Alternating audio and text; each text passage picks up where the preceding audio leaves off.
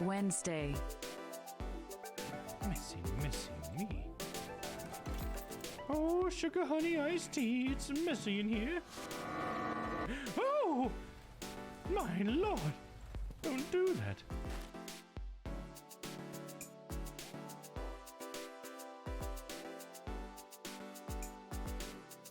Thursday.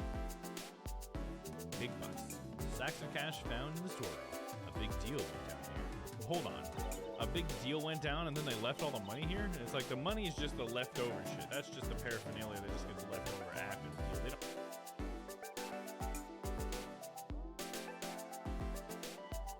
Friday. Look at that, my mouth is twerking. Is that a mouth twerk? Can that be a thing? Twerk it.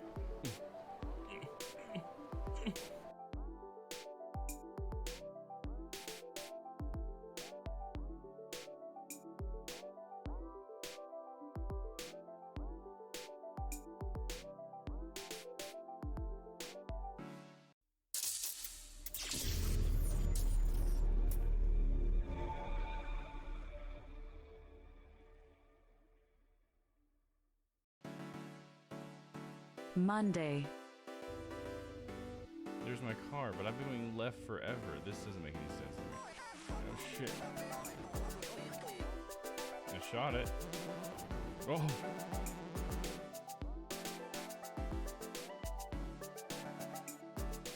Tuesday.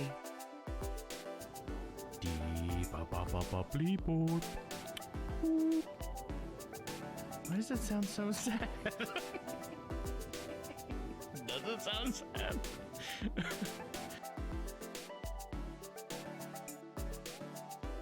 Wednesday. Missy me. Oh, sugar honey iced tea. It's messy in here.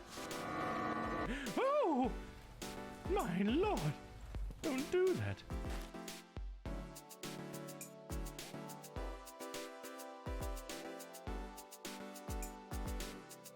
Thursday.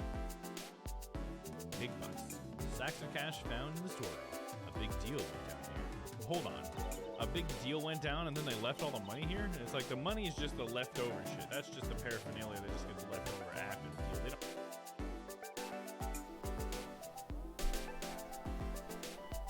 Friday. Look at that, my mouth is twerking. Is that a mouth twerk? Can that be a thing? Twerk it.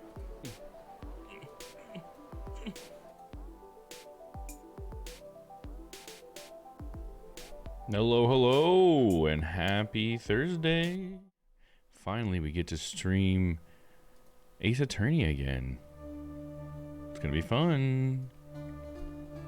So we had gotten started last week, but we didn't get to get anywhere because of the internet issues. So unfortunately, we missed an Edgeworth week, but we got Uncle Dom back. Give me a hug, eh? So there's not really much recap since we're starting a new episode, so that's cool.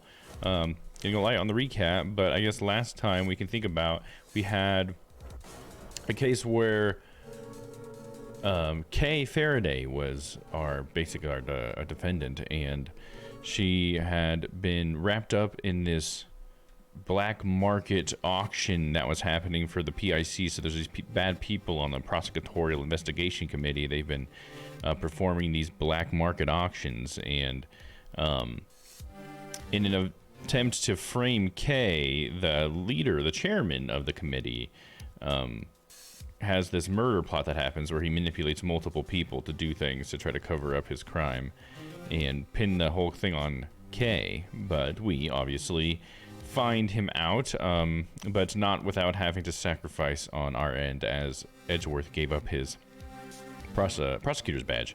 But the good thing is that we've got Justine Courtney, I can't remember which one's first, but either way, we got Courtney, let's call her that.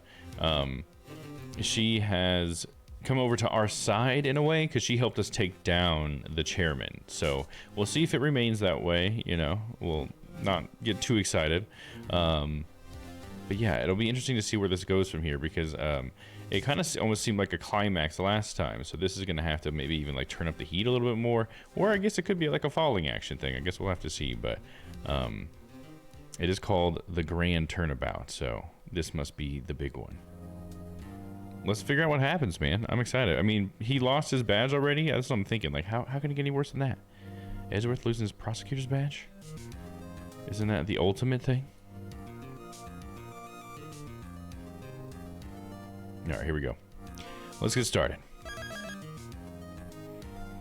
Doo-doo-boo-doo-boo-doo. All right, let me pause this.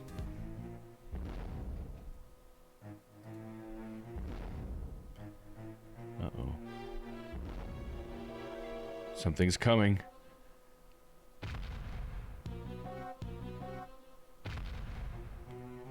That's where all the stuff that was being sold was. Yeah, see, there's the tiny little guy with the single horn.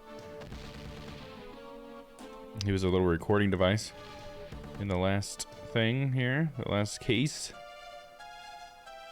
Yeah, this is the Hollywood movie, right, that they were shooting. Because at the beginning of the last case, we ran into that kid.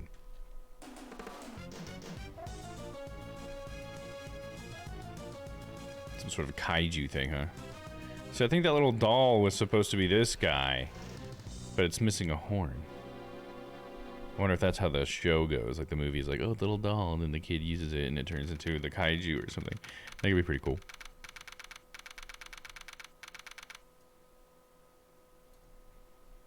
April 6th, 10:02 a.m. Outside Grand Tower Plaza.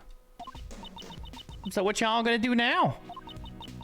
I reckon you're through being a prosecutor, right? Yes, that's true, I suppose. I'm no longer a prosecutor. However, You can't stop thinking about what Mr. the Killer said, right? Oh, that's right. Yeah, that's where we... Okay. Yeah, we had a phone call from the killer. Oh, what did he say, though?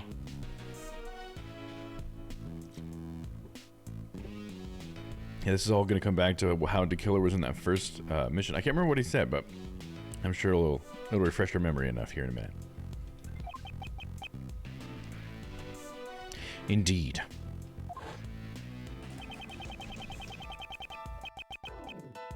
I congratulate you on resolving the case. However, can you truly say in good conscience that it has been resolved or has been solved?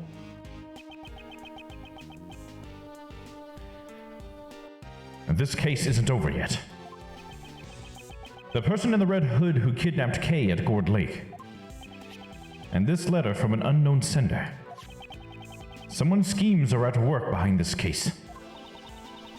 Must be tough having a case you just solved just nagging at the back of your mind. Well, I got some investigating of my own to be doing, so I'll be off. That's amazing! You've already decided on your next scoop? What are you saying there, Missy? Don't you be underestimating the likes of Lotta Hart. I've covered a lot of scoops, you know? I always have an extra scoop or two in up my sleeves. Someone help! Yikes, what's that? Oh, look who it is.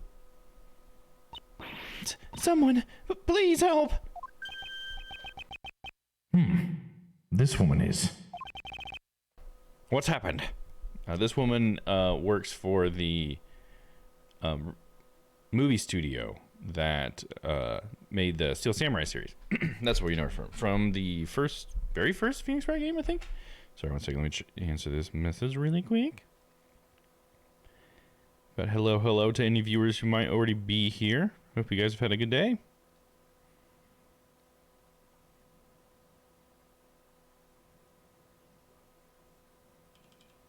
Sorry, 1 moment.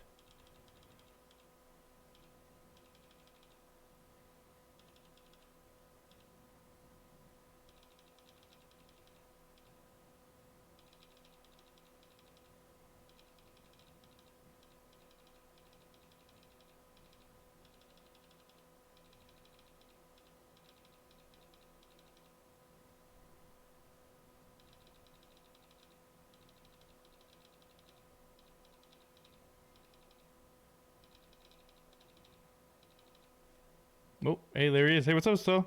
How's it going? Hey there, Dom Ross. How's it going, dude? Sorry, one moment. Almost there. Almost there.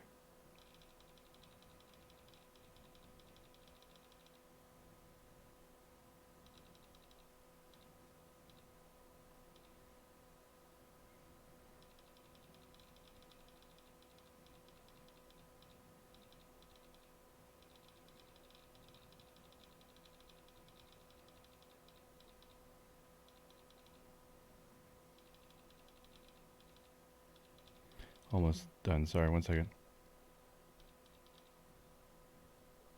Got it. Just had to answer that. Hey, Uncle Dom. What's up, Stella? Did you see the image I made and put in Discord? Give old Uncle Dom a hug, will ya? Huh? What's happened? Somebody's dead. Monster. A monster? It's a Scoop. A Scoop's calling me. Oh, we're gonna have Lotta for this whole next one too? Please follow me. It's this way. Fucking Lotta's run is awesome. Has something else happened? Again? I don't know. At any rate, we should follow her for now. Get going. Miles legwork. April 6th, 10:05 a.m. outside Grand Tower temporary film lot. Fucking Lotta's going for it, dude. These are genuine hoof prints. Hoofprints? Impossible. No animal could be this large. Mr. Edgeworth, look. Is that a better TTV emote? No, it would be way too big to be an emote. No, but I am considering making it a sticker, though. I could make an Uncle Dom emote, though, just with me and this head or whatever. I could make this into an emote for sure. But yeah, I'm thinking about making that one a sticker on Discord because the stickers are bigger. I think that could be fun. Mr. Edgeworth, look.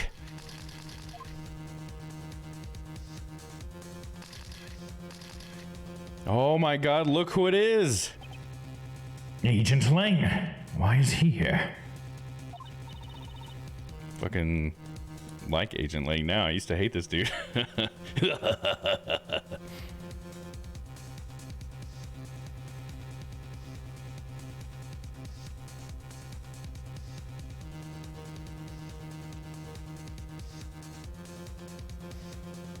I get you that it would be too big, but it's awesome in my opinion. I appreciate you. Thank you. Yeah, I thought I'd make it for the social media post today just to change it up a little bit. We've been playing this game for a long time, so I've been using that same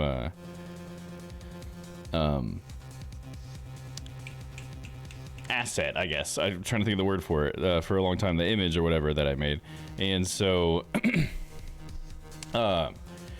today I just thought like, well, since I'm dressing up as old Uncle Dom, and I just think it's so funny that Ray always wants a hug from everybody. I was like, there you go.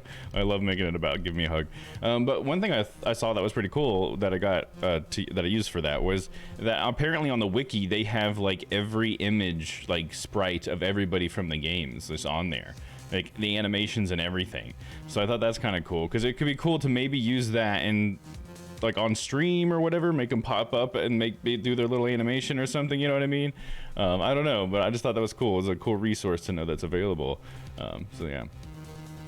So you sourced it from? Yeah, that's where I got the image, because I just was looking up like Uncle Ray with his arms open, because I just wanted to get the picture of it without the text at the bottom of the screen. And then I found that on the wiki they have all of his sprites. So everything that Ray does, like just right there, is gifts or whatever. And I was like, oh, that's awesome. Hell yeah. Let's do it. Ah, someone on the ground. Perfect. Hell yeah. It can't be. Oh no. The president of Zhengfa, Di Zhonghong.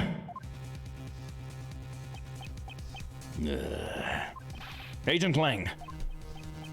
Mr. Prosecutor, didn't take you long to get here. What happened? What happened? Ha! That's what I'd like to know. It would seem that he's in a considerable amount of shock over the president's death. However, What exactly are these giant hoofprints? And what could have happened to the president? So that's how we bring it back around to the first one, because the killer was trying to kill the president, right? Didn't we figure that out by the end? He was like, I was actually hired to kill him, but this has not gone the way I thought it would, and now I have to leave or whatever.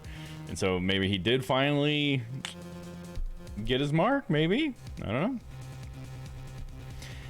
It's a monster. Monster? Yes, sirree.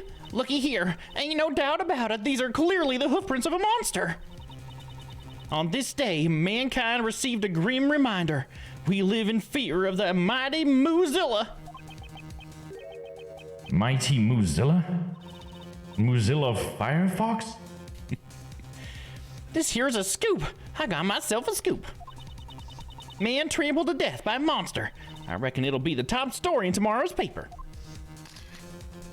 She takes pictures of Edgeworth. What nonsense. There are no such things as monsters.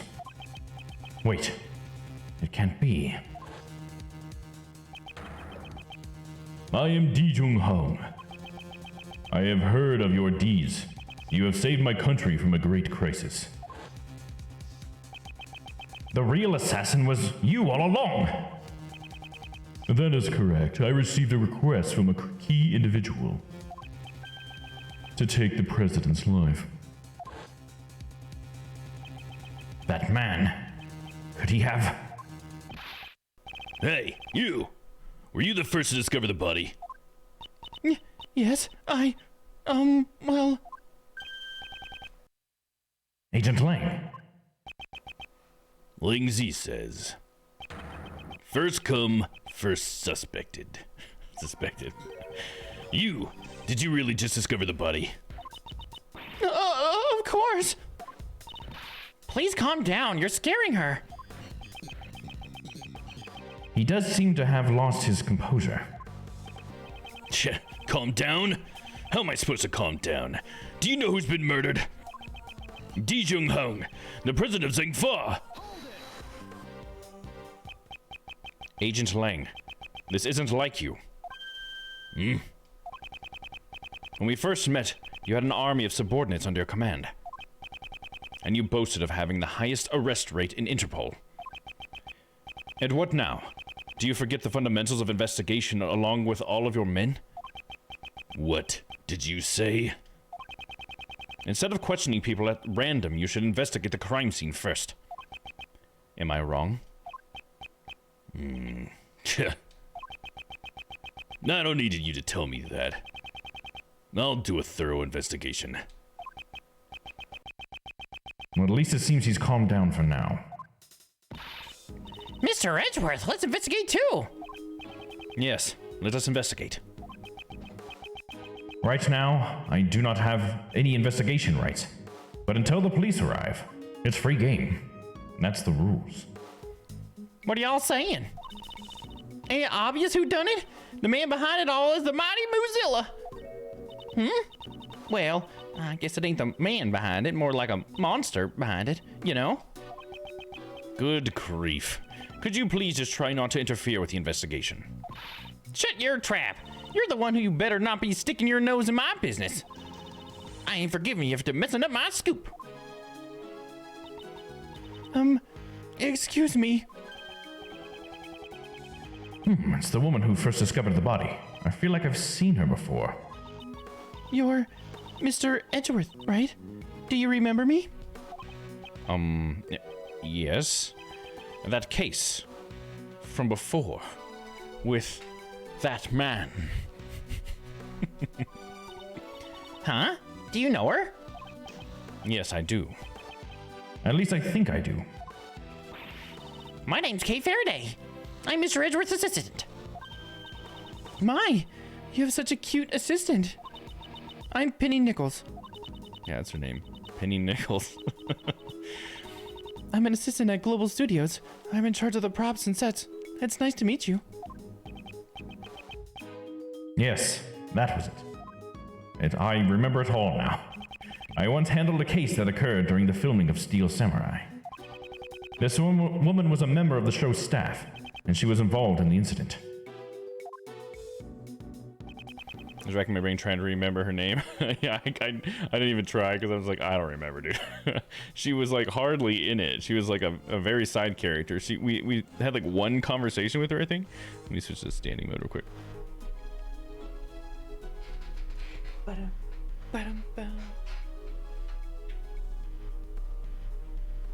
Was she the assistant that was with the First Will Powers case? Yeah, exactly. She was the one that was there while they were training or whatever and saw that they broke the spear and everything.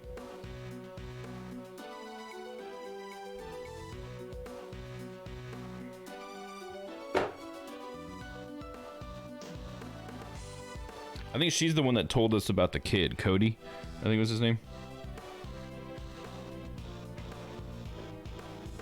Because she knew that he had gotten in there because I think she spotted him or something.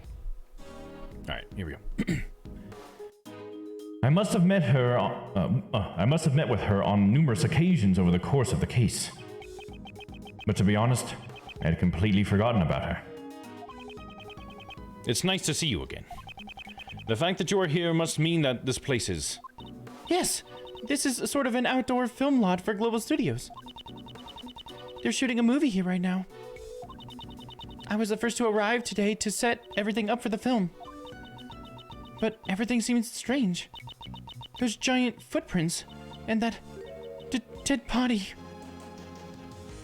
That was one of my favorite cases, memorable, except for her name. Yeah, right, yeah, except for her name. It is a good one. That, and I think I don't know if you caught that one, but we also did watch the anime for it too, which also was a pretty good version of that case, for sure. I did enjoy that. I see. We shall examine the body. At any rate, could you please contact the police? Yes, right away. I'll have to take time to listen to her story later. First, let's examine the scene. There are many things besides the body that concern me. I'll need to examine every nook and cranny of this place. Begin investigation! Outside Grand Tower temporary film lot.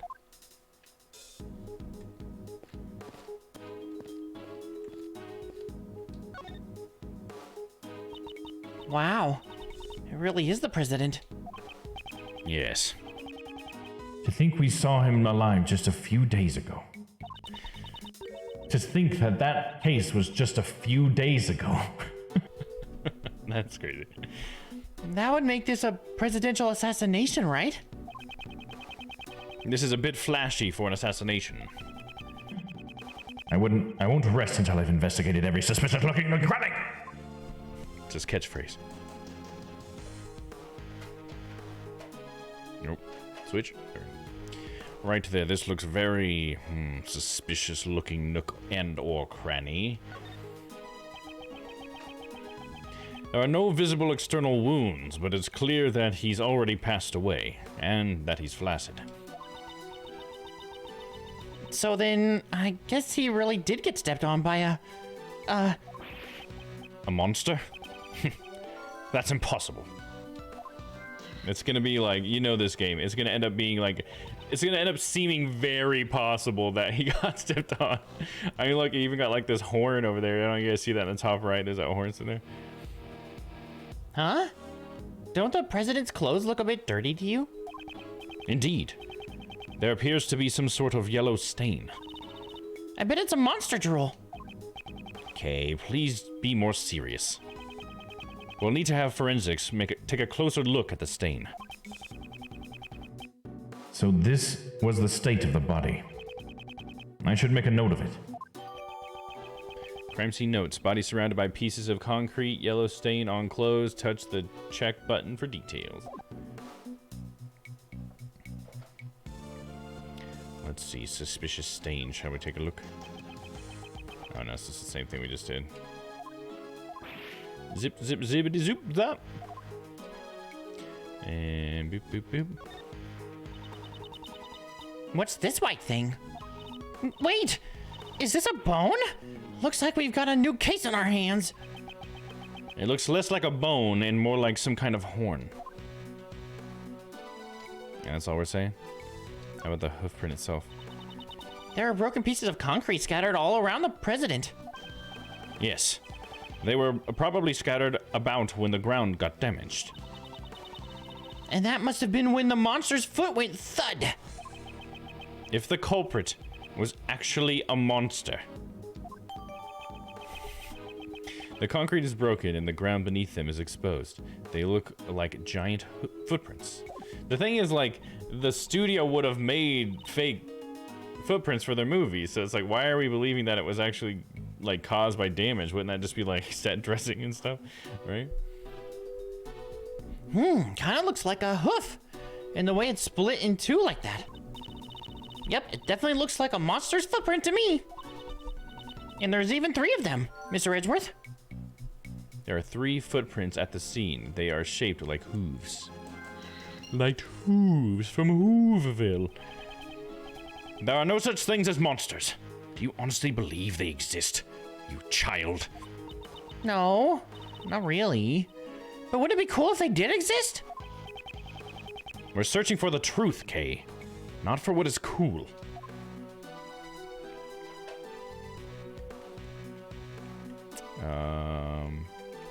That expression on his face, dude. I think we've actually seen everything there is to see, but let's look at his face. Nah, it's just the same thing as earlier. A monster? So I think we're good here. Miles' legwork on the case. Miss Nichols, where does this entrance lead to? It's connected to the Grand Tower lot. Does this case also have something to do with that building? The building with a secret 51st floor where the black market auctions were being held? I'm not going to be naming any buildings, but could it be that building? It wouldn't be strange if it were still hiding a few more secrets. Yes, that building. The black market auctions were held here. There is a secret entrance to the 51st floor on the roof. That's something to do with the Grand Tower, This lock and chain. Ah, someone cut through the chain. What? I'm sure it was locked up properly yesterday, though. Then it's possible the culprit forced his way in through here. Rear entrance forced open. The chain on the rear entrance was cut. Did the culprit do it? Could it have been a bad guy? Ah! What is it? It's completely dented. How did this happen? There was indeed a huge dent in the fence over there. Something rather heavy must have struck it in order to make a dent like that. It wasn't like that at all yesterday. Wait, it wasn't? So this dent was made last night. Dented fence. Yesterday, it was still fine. Did it get struck by something heavy? See, they're getting so much evidence that it was a giant monster. Like, what if that was actually what the killer was, like, thinking people were... He was like, they're gonna think it was a giant monster. They'll never know it was me. That'd be so funny, dude. That was his whole plan. Lana's taking pictures. We'll let her continue with her investigation. There was a monster costume in front of this building. Mr. Edgeworth, is that really a costume? Maybe it's actually the monster who made all these footprints, and it's just shrunk itself down. I'll say this one more time, so listen carefully. There is a monster costume in front of this building. It's just a costume. Jeez, grow up, Kay. There was a monster costume again. Sorry, my bad. I thought that was for the door or something. Anything else? The light? This seems to be the lighting equipment they're using for the film. Ah, that's right. There's something I wanted to ask you, Mr. Edgeworth. When I'm stealing something, can you use that to make me look cool in a spotlight? Definitely a monster, yeah. Go ahead and get your, guess who's in. Oh, did we put who did it last time? I think I forgot to do that. They done it. It was Blaze. DeBest. There you go. Alright, so now you can go ahead and guess monster if you want for the whodunit. Let me go ahead and throw that up there. Whodunit.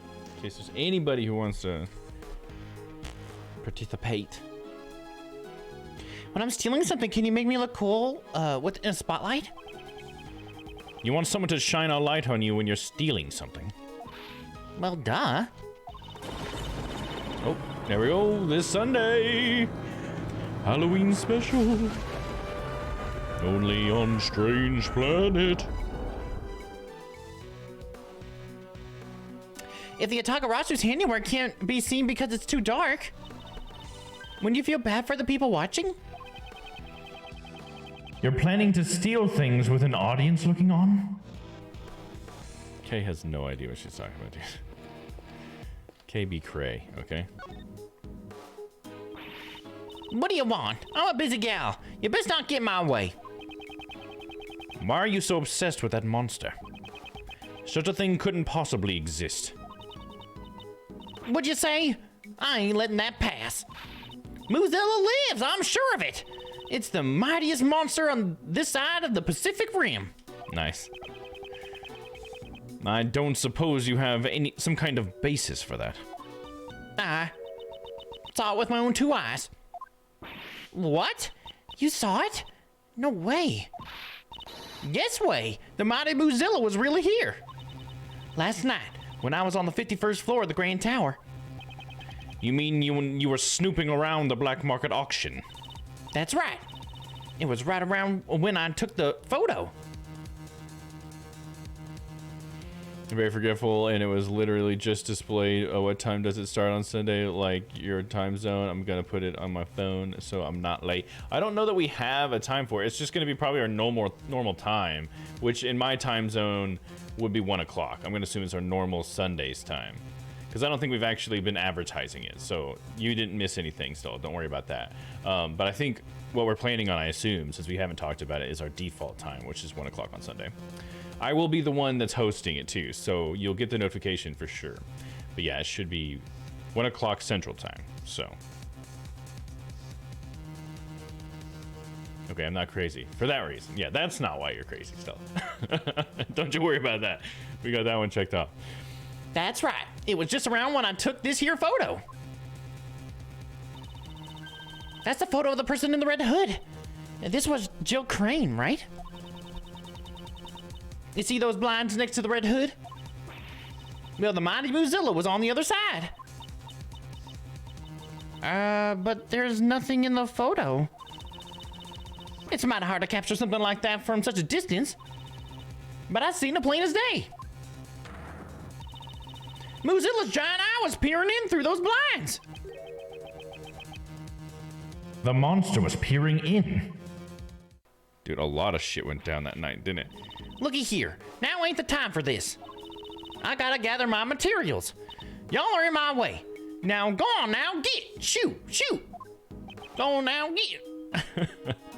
That's one of my favorite side characters. I'm glad they bring her in. Yeah, I'm so glad, because in the last one, they just like flirted with the idea of bringing Lotta in, because like Lotta was in the background of the final case of the last investigations game, but now she's actually like being a part of 2 cases. Like, fuck yeah. What's sad is that we only got one little section with Emma, to be honest.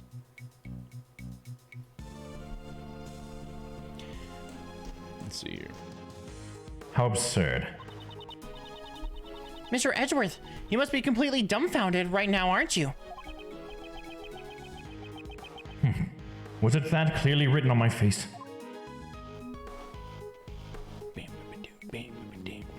I'll talk to Lang here in a second. I'll talk to Penny now.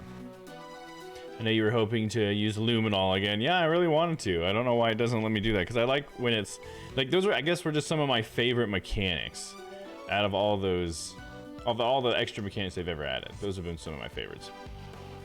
The fingerprinting and the Luminol, and we only got to do it once, which I think it was like an extra case that was added. I'll have to do more research on that, but I want to say I saw something that said that case wasn't like in the original release of that game, and it was just added later or something. I'm not sure. It may have been like an ad hoc case, which might explain why it's the only one that has that mechanic, at least for you know, that old of a title. It just makes me wonder if those mechanics will come back, but it'll be a surprise if we ever do.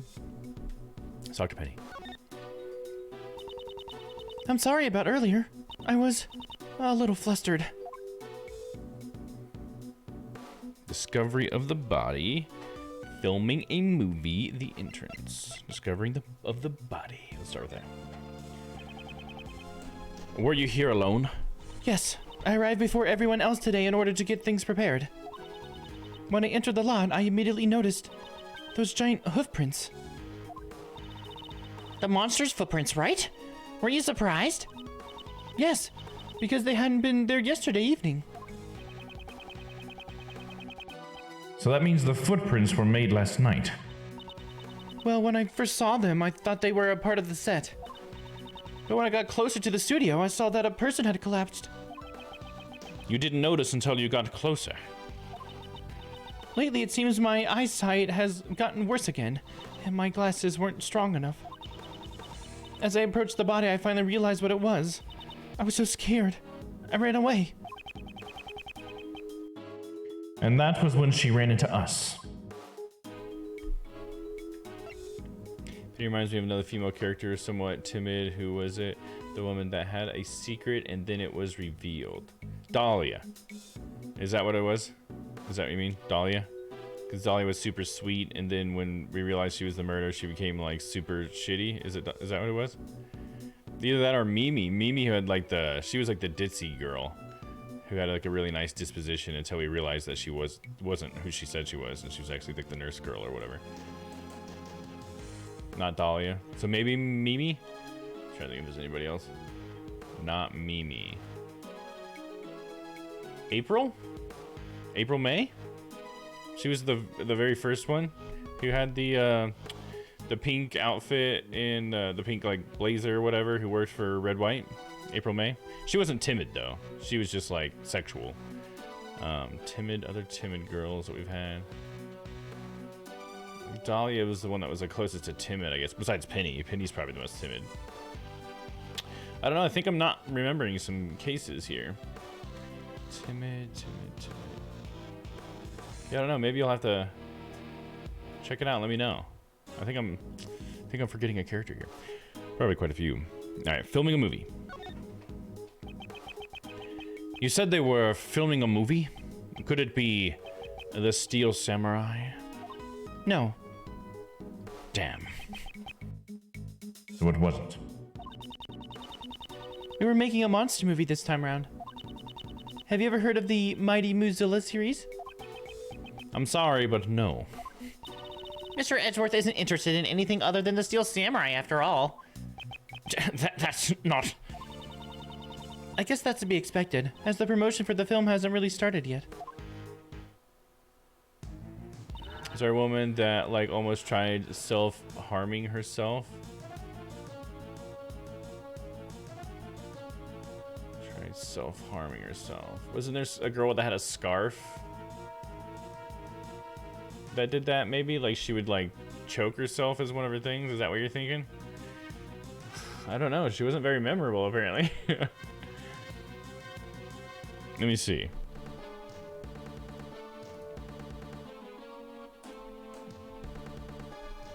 Characters from a Phoenix Wright's journey.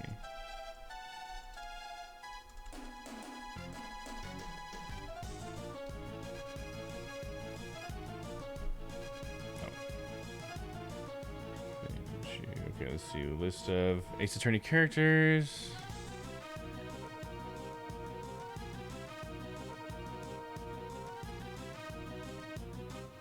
Oh man, this is gonna show a bunch of other characters too. I just wanted it from the Phoenix Wright games. Dang. I don't know if this would be a good resource for this. I remember her responding to Phoenix, who was pressing her, and she was all, "Please stop, don't reveal." But she wasn't a baddie. "Please stop, don't reveal."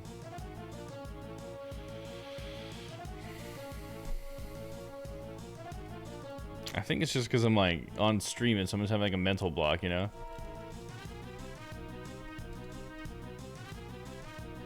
Phoenix Wright cases. I'll go by cases. Maybe that'll help. List of cases. Victim Cindy Stone. Defendants.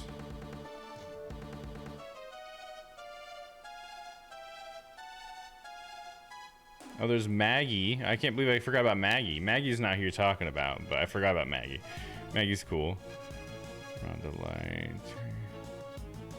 Adrian. Oh, yeah, Adrian. That's right. I can see why you'd say Adrian as well. She does remind me of Adrian. Yeah, Adrian Andrews. Yeah, that's... Why did I forget about Adrian? Yeah, that's a shame that I forgot about that character. But yeah, you're totally right. AA. Adrian Andrews. And it makes sense because she's also in the music or the movie industry. She's the agent for the Steel Samurai, right? Because she was the agent for the new Steel Samurai?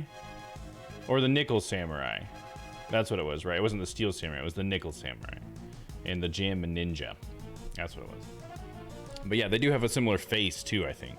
And they are kind of similar. That's right, she had she was the girl, you're right, with the self-harm. She tried to kill herself, and that was her big secret, was that she had tried to harm herself. That's right. Good remembering that. I totally forgot about that. The mighty Muzilla, its rival breaks its 12 years of silence.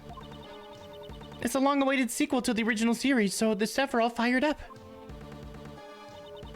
The film is set at the Grand Tower, so we're filming on location around this area. Come to think of it, yesterday. What's going on, pal? Did something happen at the Grand Tower?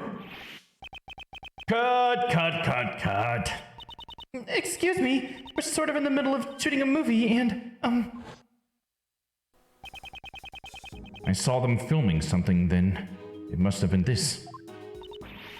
I bet it ends with Muzilla completely destroying the Grand Tower. I wonder.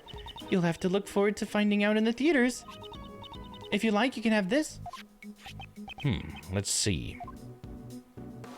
The battle of the century. Now it meets its greatest rival, Mighty Muzilla versus Gordy. That's so funny. Versus Gordy, dude. That's hilarious. I love how they just keep doing this. Thanks for helping remember with me. It was gonna stay on my mind if we didn't get it. Yeah, no problem. I like to try to remember the characters. Only playing it one time around. Apparently I do. A lot of the stuff does slip through my fingers there. The battle of the century. Now it meets the greatest rival, Mighty Muzilla versus Gordy. Wait, Gordy? This time it won't just be Muzilla. A rival monster appears as well. Have you heard of it? Gordy of Gord Lake? Ah, wasn't it the talk of the town 2 or 3 years ago? It's a mysterious monster living at Gord Lake. By chance, someone took a photo of it. It wasn't just the talk of the town, it was also involved in a case from my past. And that actually isn't a photo of Gordy. It's a photo of an inflatable Steel Samurai flying into the lake that Larry had and lost track of because of course it's Larry. It's always Larry. Gordy. Now there's a name I don't really want to remember. Because Edgeworth was the defendant for that one. When the director caught the wind of the rumor, he decided to add it to the story.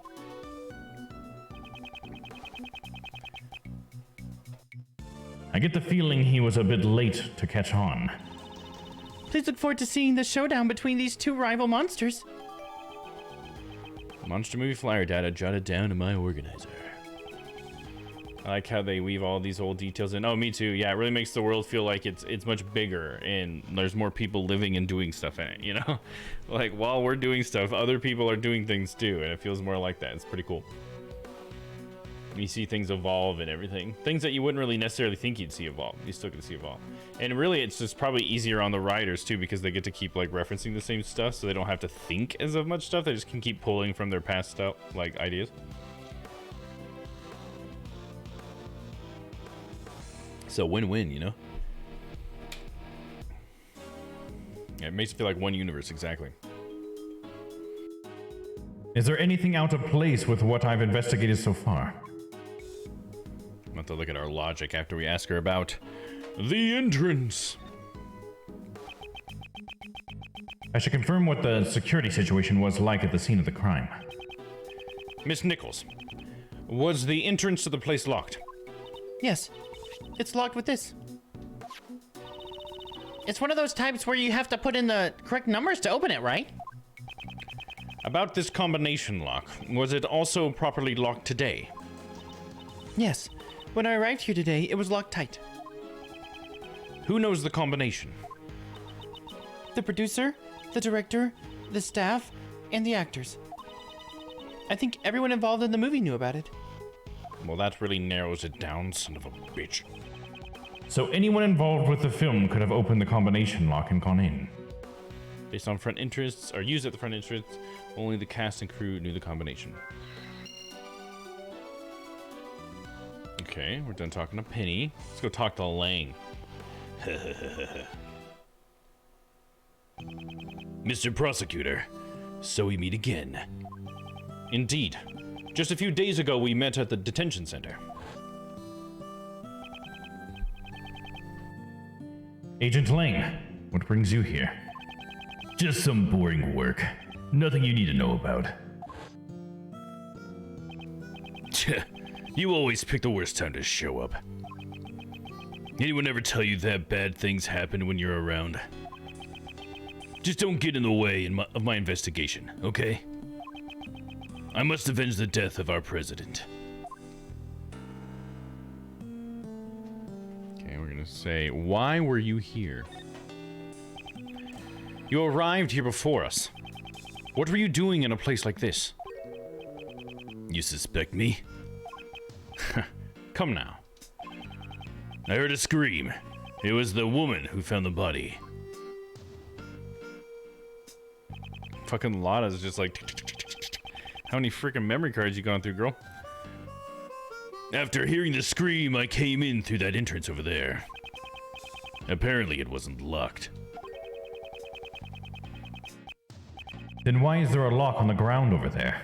I should take a closer look. When I got in, the woman who found the body was already running out of the other exit over there.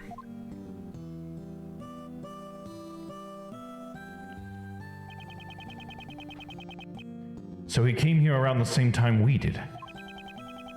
Why were you at the ground tower? Well, I had my reasons. He also said something along those lines when we met at the detention center. Maybe he's really a fan of giant monsters and he came to sneak a peek at the Mozilla set. Giant monsters?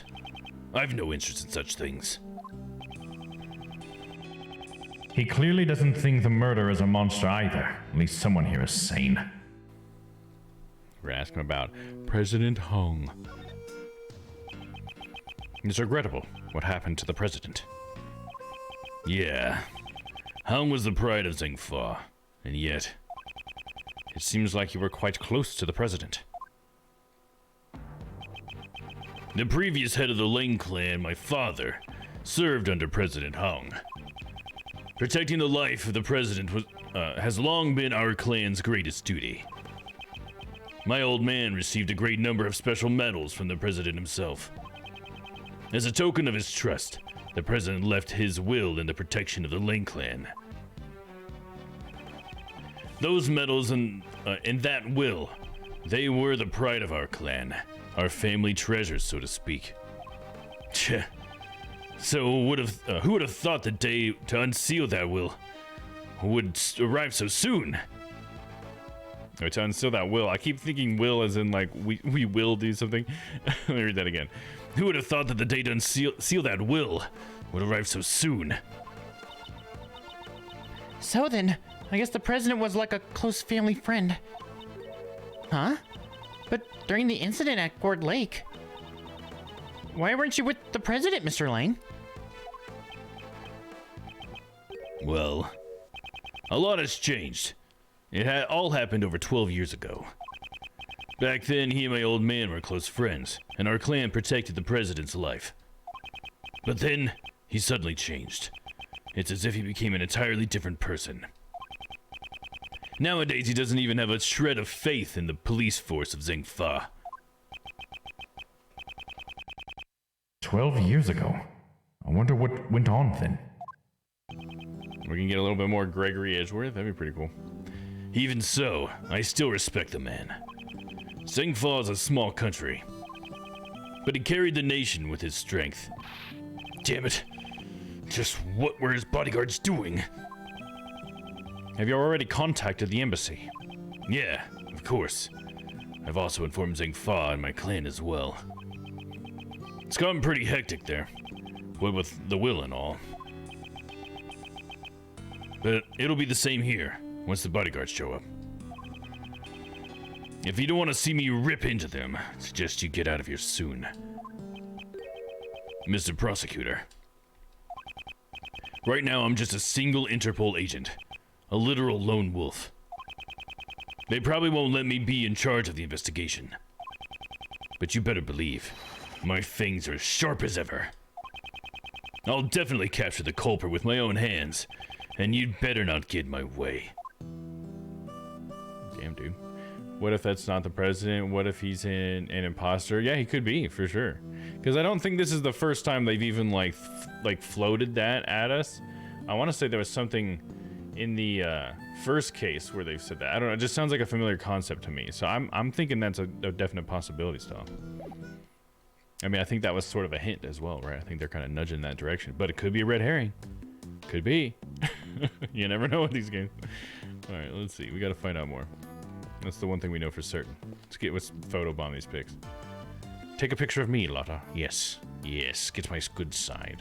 There you go. That's my good side. My behind. Yes. Perfect. Alright, I think it's time for logic.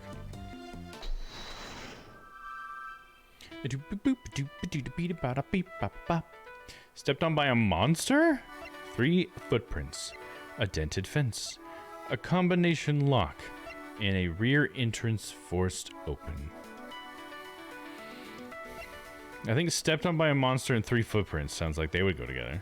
So maybe we'll start with that. We're going to go ahead and do a little Sabersy. And stepped on by a monster and 3 footprints connect. Thanks for the clip, Saw. A little photo shoot with Edgeworth. Not exactly a shining example of the perfect line of logic, you idiot.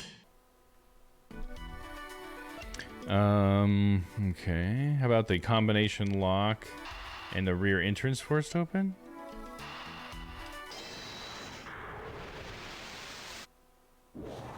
That was something. Ching! The front entrance, which leads to the Tower Plaza, was locked with a combination lock. At the other end, the lock on the rear entrance, which leads to the Grand Tower, was broken. Now, where does this lead us? I know this one. The culprit entered from the rear entrance, right? Exactly. And knowing this, we now understand one more critical fact. The culprit must be someone who didn't know the number of to unlock the combination lock. Right. If they knew the code, it would have been easier to enter from the front entrance. Entering through the back door is common sense for a thief. It's much less conspicuous. We can't underestimate a culprit who thinks like a thief. Please keep up your guard. She sure becomes lively all of a sudden when this subject gets brought up. To put it simply, everyone involved with the movie knows the combination for the lock. In other words, it's quite likely that the culprit is someone who is not involved with the film. So, was it the lock that was on the ground was the combination lock? The one that was broken? Because the one that in the picture looked like not a combination lock. It looked like a standard padlock or something. Okay, the padlock. Combination lock on the front entrance stayed locked. Rear entrance was forced open last night. Okay, so the rear entrance one had a padlock then, right? Or whatever that other lock is. It's not this combination lock. 2 different locks. Is this one? Yeah, that looks definitely like a padlock. Not a combination. Alright, I think we got more logic we gotta do here. Time to logic! Stepped on by a monster, dented fence, 3 footprints. I think maybe 3 footprints and dented fence? Like, what made the dented fence and what made the footprints? I don't know. Let's save again. Footprints, dented fence. Try that. Nope. Bit of a dud, if you ask me. Load.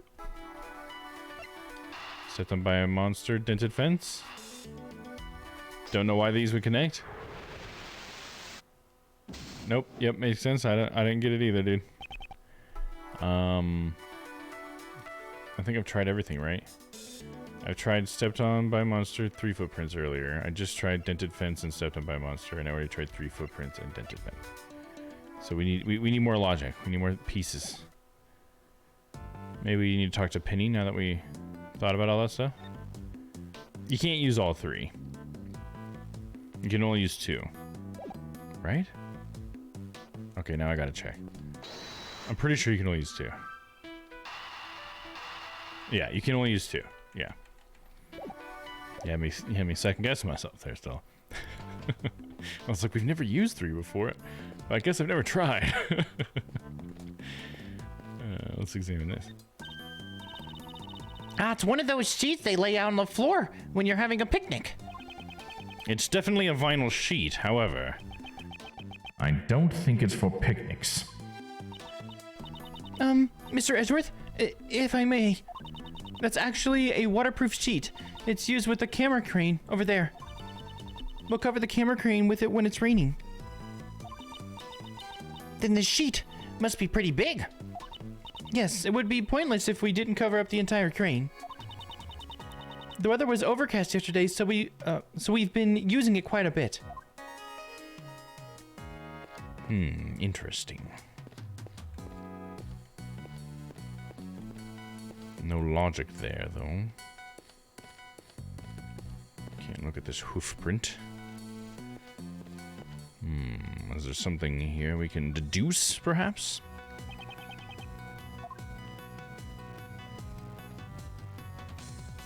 What do we have in our organizer? Combination lock, monster's footprints, crime scene notes, letter from unknown, Grand Tower.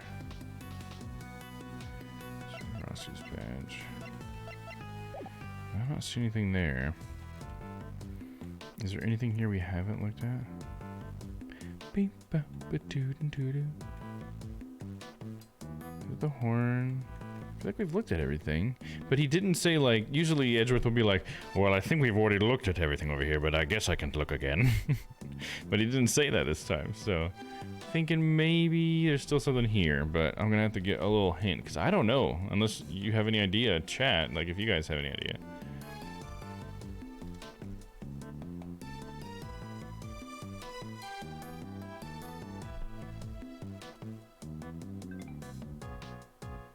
Ba-bum-bum. I don't know. Right? Yeah, that's where I'm at. I don't know either. It's alright. Let's see. Let's help us out.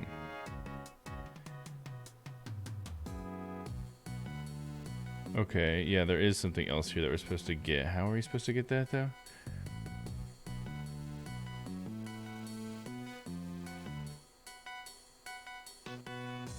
Okay, so we were supposed to get something for the broken horn, but we clicked on it and he's just like, yeah, it's a horn. And that was it. What's this white thing? Wait! Is this a bone? It looks like we got a new case on our hands. It looks less like a bone and more like some kind of horn. Do I have anything in my evidence that could tell me what this horn is? Oh, okay, so that's what we gotta deduce.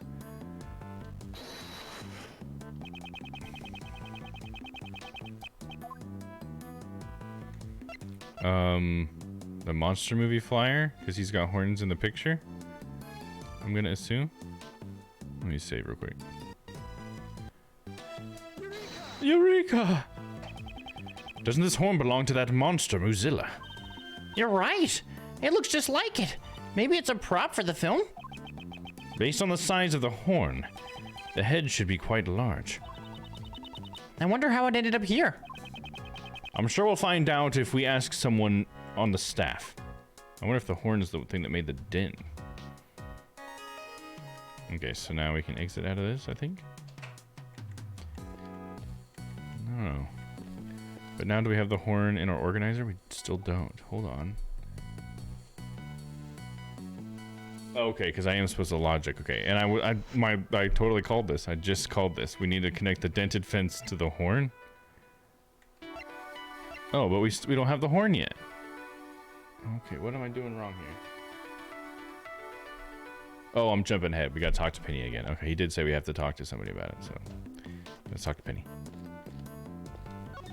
Penny Nichols. Broken horn. Here we go. About this horn. Have you ever seen it before? Huh? Oh. Sunday, Sunday. Don't forget. Can't believe this would have been another 30 minutes. Yeah, it's 7 o'clock. Damn, dude. Nice. Huh? That's Moozilla's horn. It's a model we made to use in our ad campaign. Where was it? It was on the ground by the back entrance. Should really keep this place more tidy. That's strange. Moozilla's head should have been stored in the studio roof. I suppose the head would have been would have to be rather large, wouldn't it? Yes, it's not as big as the real thing, of course, but it's still quite large. Look, you can see it from here. Oh shit! Look at that. See? It's right there. It certainly is large. Broken horn was lying next to the body, had been stored on the roof last night. But that thing has both its horns. Maybe it's just the tip of the far one? There sure are a lot of interesting things around here. Teehee. It's the equipment we use for filming. The Mozilla costume and the camera crane. They really are treasures. I'm getting kind of excited. It's possible that some of this equipment was used in the crime. I better take a closer look. Okay. So then do we have the logic of the horn? Yes, we do. So we're gonna connect the broken horn to the dented fence. Connect.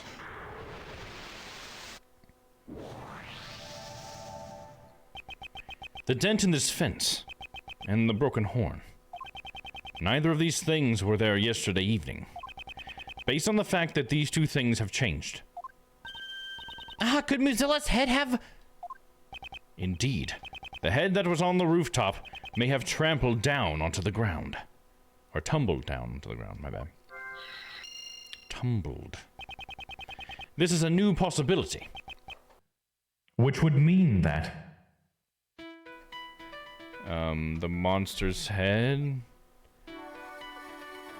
stepped on by a monster? Is that what we're saying? So that he wasn't stepped on by a monster, but he's hit by the head? And the monster's name is Mozilla. Is it a cow? Yeah, I believe so. I think it's supposed to be a big bull thing or whatever, right? I believe so. I know you love cows, so it's gonna be your favorite one.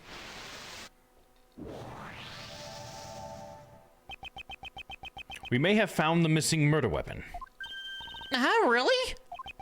At the moment, I can only say that it is just a possibility. If the giant monster head had fallen off from the studio roof. That could definitely be a murder weapon.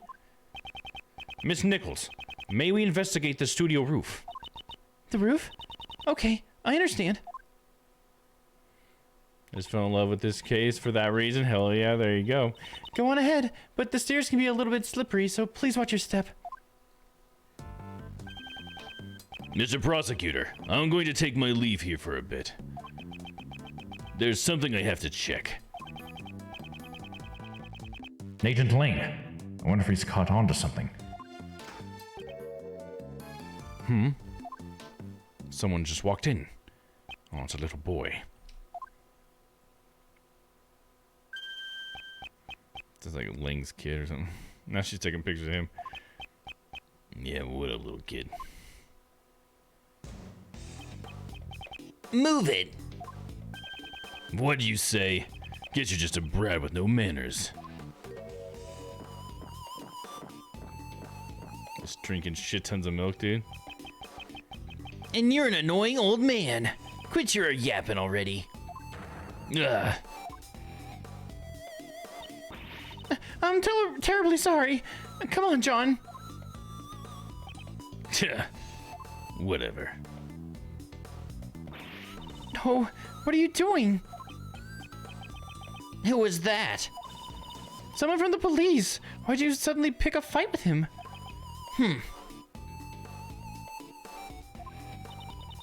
That sure was a tense standoff.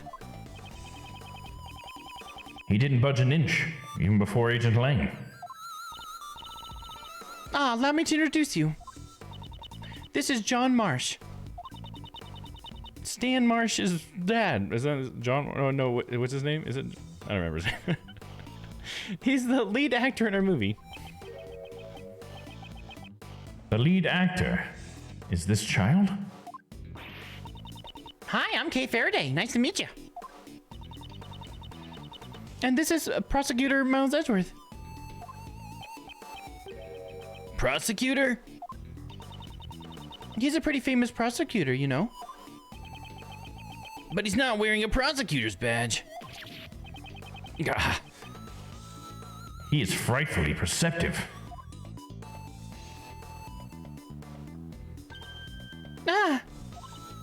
And it would actually be like pretty normal for them not to wear them, though. From what I understand, in Japan, they usually keep them in like a little purse or something to help them wear down faster. Or at least that's the defense attorney badge, I guess. John, it's probably better if you didn't go over there. That's certainly not a sight a child should see. However, he is someone involved with the case. I'll need to speak with him later.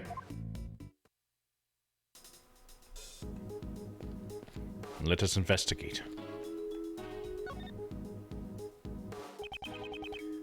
May we see the roof? Yes, of course. Go right ahead. Yeah, it was broken. So this is Muzilla. Huh? Somehow this doesn't feel quite right. See, this looks way cooler. And he doesn't have a nose ring either. Oh, that's true, yeah. I see. You two aren't familiar with Mozilla. This is Mozilla's original design from 12 years ago. What? Then what's this? That's our take on it for the new movie. We revamped the design to appeal to modern audiences by getting rid of the nose ring. Revamped? But it looks totally different. That's kind of what that means, right? And no matter how you look at this one... It's a cow. Well, of course. After all, Mozilla was originally a cow monster. A cow monster? Having a cow, an animal that humans are very familiar with, and turn into a monster, allows us to question mankind's relationship with nature. That's a theme of Mozilla. Nah, I just don't get it. Hell yeah. Hell yeah, there you go. Nor do I. I won't rest until I've inspected every suspicious-looking nook and cranny.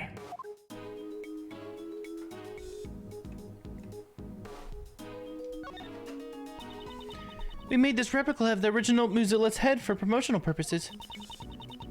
We'll be using it to let people know that the film is a sequel to the original series, damn it. I guess it would be hard for people to tell that they're the same monster. And she's like really mad about the changes they made. As we suspected, one of the horns appears to be broken. So did this really crush the president? Wait a second. Ooh, that one snuck up on me. It's possible. However, there's something I don't quite understand. What's that? Miss Nichols, this head looks rather heavy. How do you transport it? It's made it so that it can be taken apart. It's not that hard if you know how to do it. But if you don't know how, it'd be pretty much impossible, I think. Which means it would be difficult for anyone not involved in the film. When taken apart, would it be possible for one person to carry it alone? Definitely. Given enough time, even I could do it. Mozilla's head, the original Mozilla design last night, it likely fell from the studio roof. However, this face is. Mr. Edgeworth, I feel like I've seen this cow somewhere before. Indeed. I was just thinking the exact same thing.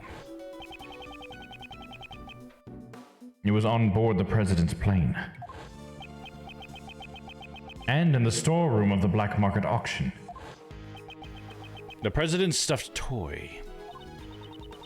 So that was a doll of the original Muzilla. Could this really be just a coincidence? I think not. What's this stuff? There was a can of paint thinner here. It's probably used for making props. Mr. Edgeworth, doesn't the area around here look kind of burnt? It does. This spread out blue sheet newspaper, and the side of this can all look burnt. I sniff that. Franny will pop in. Oh yeah, Franny's gotta come in. Because of the Interpol thing, right? She's gotta come in. I agree. She better come in. If not Emma, at least Francie. I wonder if this Muzilla's head can also shoot out flames. Well, this old Muzilla design doesn't really look like it could breathe fire anyways. That's not our main concern, but I'm certainly curious. It would be pretty cool.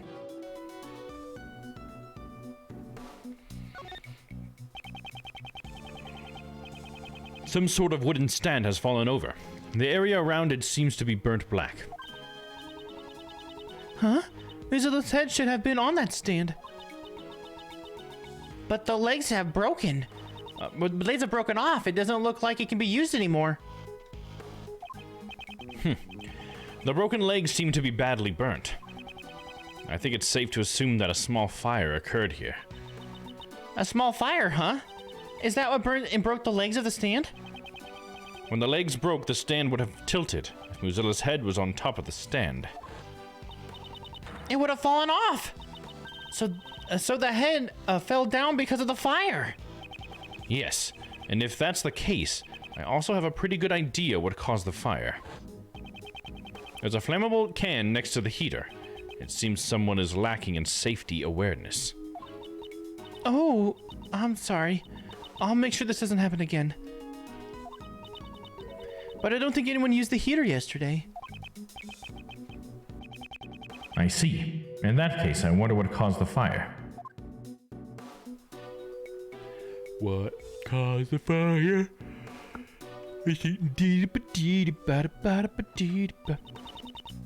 There's a heater here. Do you think that staff uses it to keep themselves warm?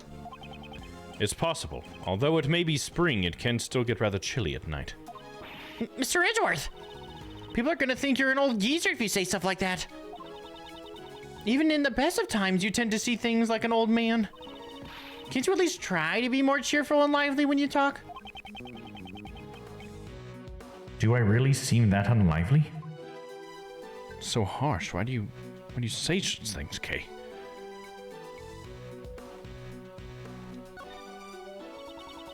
I could probably carry a light stand of this size on my shoulder. Kay, don't tell me you're planning to steal this. Of course not. But if I carry this around with me, I can shine a spotlight on you whenever you shout, "Objection!" Man, that sounds so cool. So, when should we start? Never, please.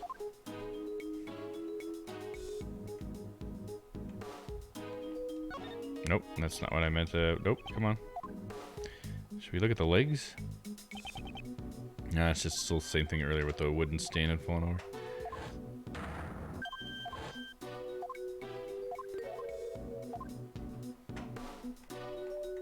Let's look at that nose ring.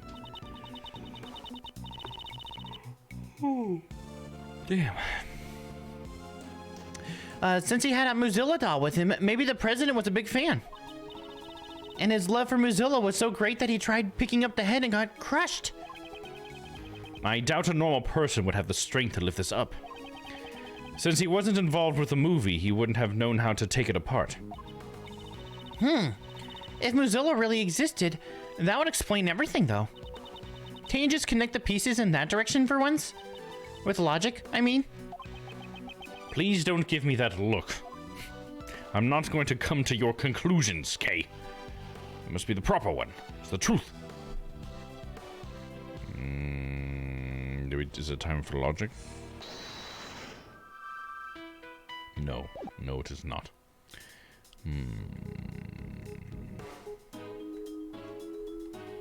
I don't know what else we can look at. We already looked at everything there, I think. So let's talk to, what's his name, John? John Marsh?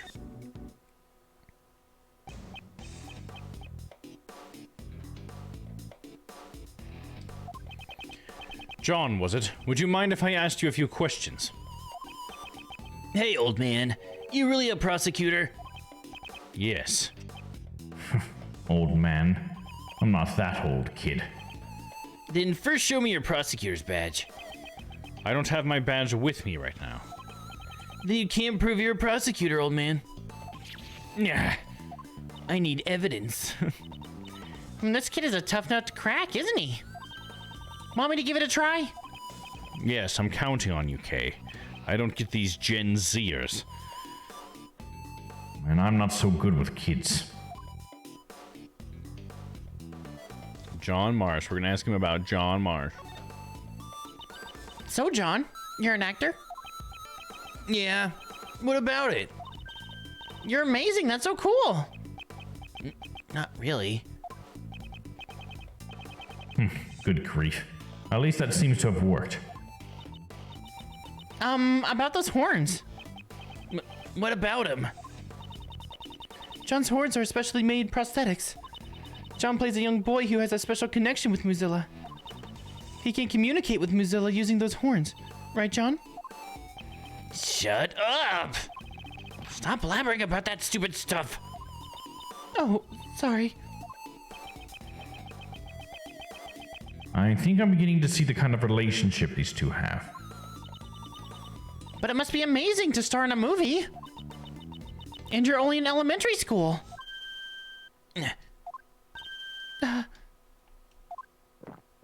Is this got a sore subject for him? Despite how he looks, John is 13 years old and he's already in middle school. What? But he's so small and he's wearing a kitty backpack. The backpack is a part of his costume. He's an actor after all. I see, but he's still really tiny. It's probably better if you didn't talk about his height in front of... I thought I told you to stop blabbering about stupid stuff. Sorry. It seems the only thing that's not a prop is that milk carton. Okay, we're gonna ask him about the president. El Presidente. That guy over there, he's the president, right? Yep. Do you know him? Yeah. I've met him before. This boy has met with the president? Damn. That guy makes me sick. But that's not a very nice thing to say. Why do you hate the president so much?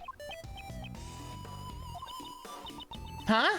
And now he's giving me the silent treatment. The truth is the president was involved in the film. The president was involved in the film. What do you mean? He was supposed to have a brief cameo in the movie. He came by to look around the set some time ago. That was when he met with John. Why would the president be appearing in this film? We heard he was a fan of the original Mozilla series. And so we made him an offer. We thought it would make great publicity, you see. He comes on the movie set like he's on some sightseeing tour. It's so annoying. John, you really shouldn't say stuff like that. It's not nice. Shut it. I guess he couldn't tolerate having an amateur appear in his film.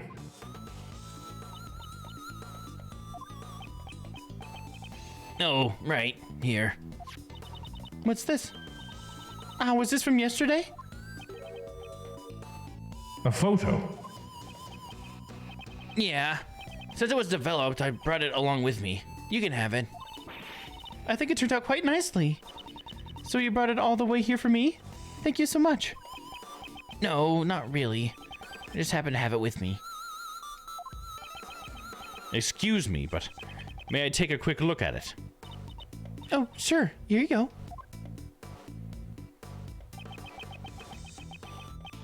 So this was taken yesterday. Neither the hoof prints nor the body are in it. Commemorative photo data jotted down in my organizer. Taken yesterday. The body and the monster's footprints are not visible. That's all we got to talk to John about. So what are we logicking now? No.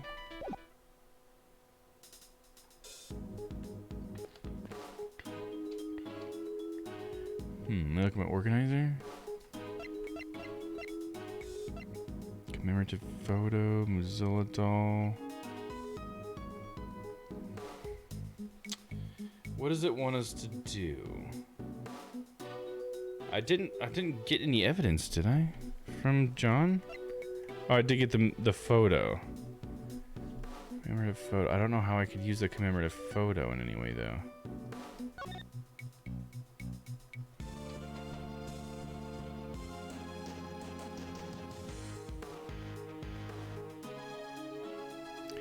Camera crane's in a different spot. The footprints aren't there. The dent's not there.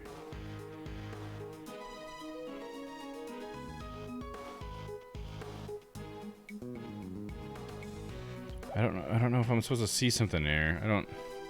It's my newest piece of evidence, but I don't know how to use it. The original Zola's head. Combination lock.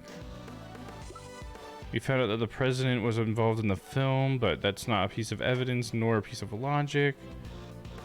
Might have to look up another clue. Struggling here. Yeah, let's look up another clue. I don't really know where to go from here.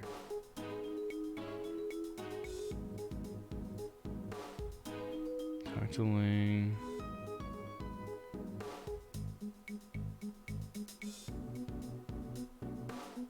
Gotta be close. Okay, yeah, there we go. We got one more thing here.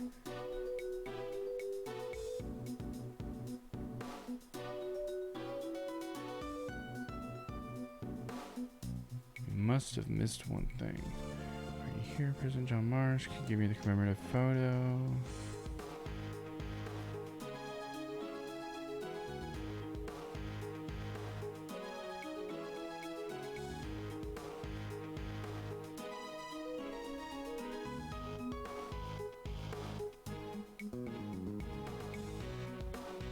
I don't know what what I missed here.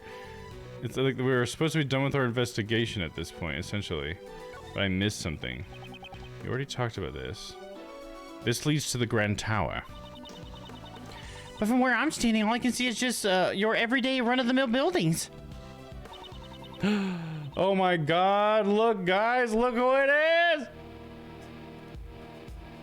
Oh my god, guys. It's him. That man.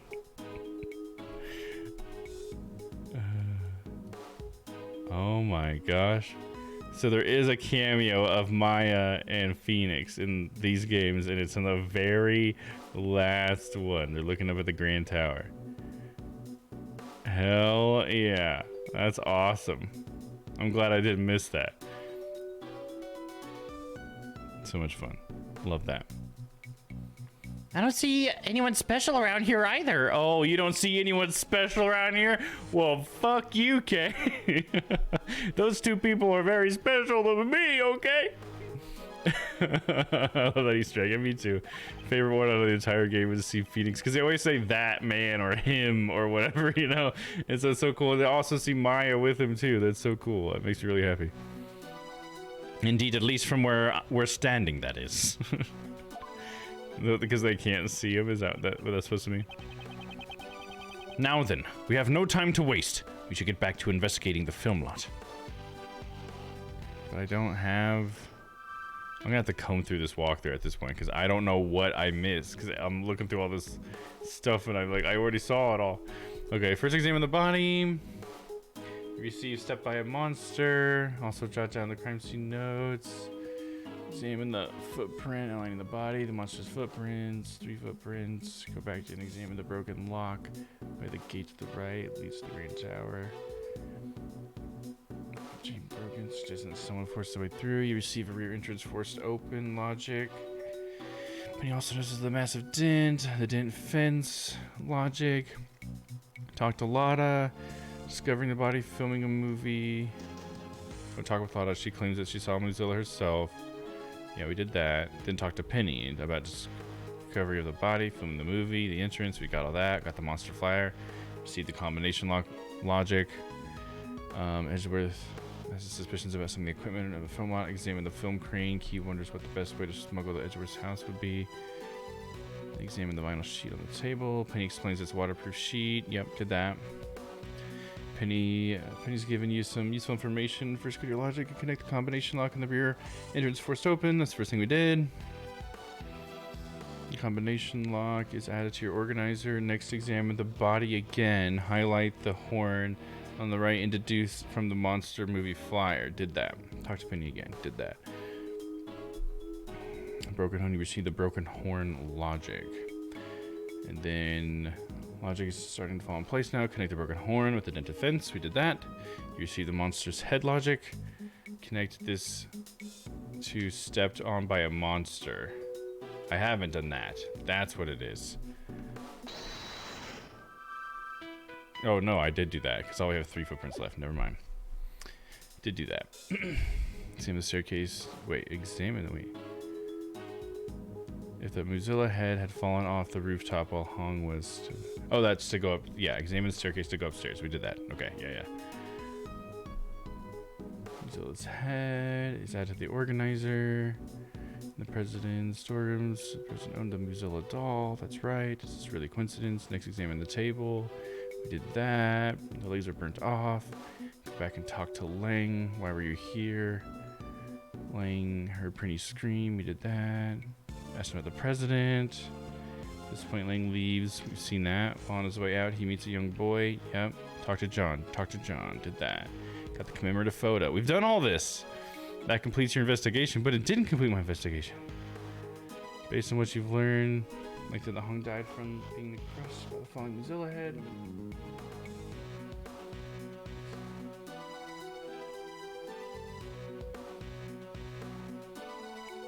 Yeah, we're supposed to meet back up with Lang again, but Lang's not here.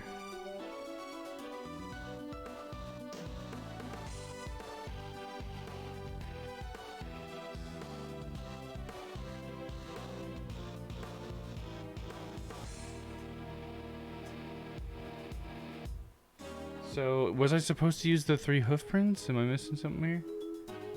It never mentions that logic.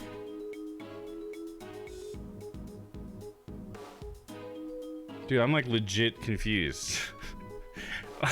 What did we miss? I just went over that entire thing and is Lang somewhere here?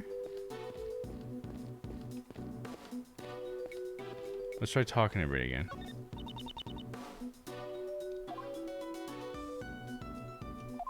A lot of interesting things. Yeah, we did that already. Talking to Penny. Got nothing new with Penny. John.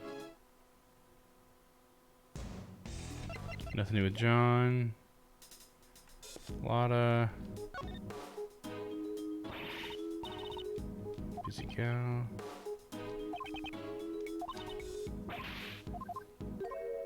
This is her telling us that she saw it.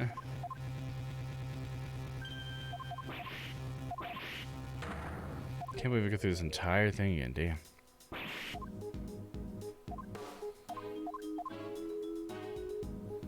Damn, this just really killed the momentum. What do we need to do here? Do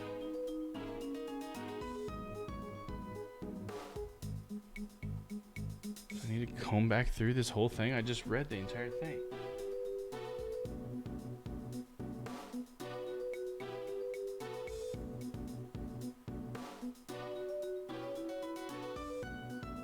Footprints logic, which is what we have, right? It's the only thing that we have is 3 footprints logic, right? Does it ever mention that again? Go back and examine the broken lock by the gate. We have that right. We got the combination lock. Yep. Oh, dude, I'm so confused. What is going on?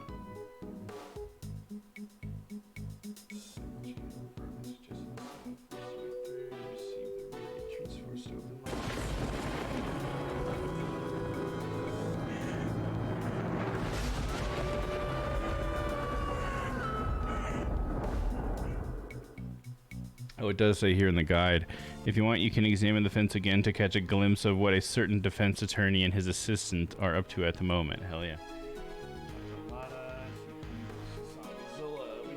We did that twice now. Talk to Penny.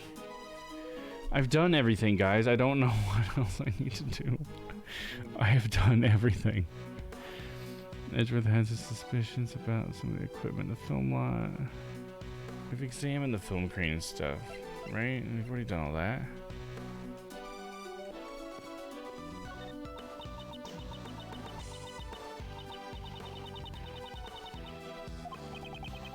The filming crane is used to capture footage from high locations. Right now it's not attached, but normally there would be a camera connected to the end. I get it. This would be the perfect for scoping out places you're trying to steal from. Do you think they would let me borrow this? And how exactly would I ask? Do you intend to bring it back home with you? Mr. Edgeworth, you could take the base and I'll take the top part. Does she actually expect me to help her? If we take it nice and slow, we might be able to make it to your house, Mr. Edgeworth. Not only do you want me to help carry it, but you plan to leave it at my house. Okay, literally that was the only thing we hadn't done. There we go. I thought we had looked at the crane too. Oh my gosh. What a silly thing. That wasn't even evidence. It was just one more piece of content, right? We got it though. We got it. So that's good. So Lang's supposed to go back now. And with that, this portion of the investigation seems to be finished. So the murder weapon really is... Yes, as it stands now, the possibility it was the monster head is quite high. The murder head. So he ended up being squashed by the falling head, huh? Is all of his men, dude? Oh yeah, here they are. Although they're extremely late to the party, the bodyguards and the police have finally arrived. I think I'm gonna use this as a moment to take a break and go, stretch and everything. I think I need to stretch. I'm feeling a little tight in the lower back, so I'm gonna do some stretches and use the restroom and stuff really quick. But yeah, then we'll be back. See, sometimes these games are stupidly linear that if one little thing isn't triggered, we stuck. Yeah, exactly. Especially, and the thing for me is like, I get to the point where I think I did something, and so then I never think to do it again. It's just like, yeah, but I've already clicked on it, and I don't want to have to click to it again. And that's what the whole camera crane thing was. But then when I went back through it, was like, that mentions the camera crane. Okay, I'll do that again, and then there we go, we got it. So yeah, they are silly. You're right. It's just these triggers are weird. I don't know why they wanted me to trigger that one so much. It was just that's kind of weird. I'm not sure why, because it just seemed like a flavor text thing, but I don't know. Maybe the crane will have something to do with it though. Could. I don't know. But yeah, we're gonna take a quick break. I'm gonna do some stretches and stuff, and then we'll be back to continue some more Ace Attorney. So don't go away, everybody. I'll be right back after these messages. Monday. There's my car, but I've been left forever. This is oh shit. I shot it. Oh.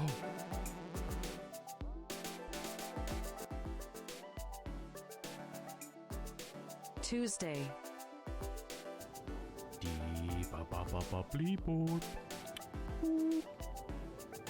Why does it sound so sad? Does it sound sad?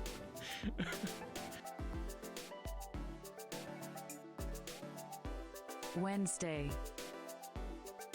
Missing me. Oh, sugar honey iced tea. It's messy in here. Oh, my lord. Don't do that.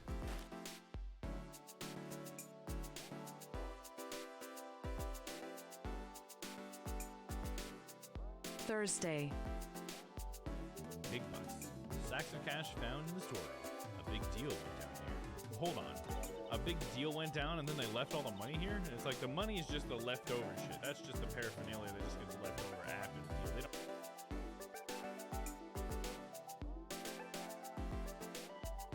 Friday, But that my mouth is twerking. Is that a mouth twerk? Can that be a thing? Twerk it.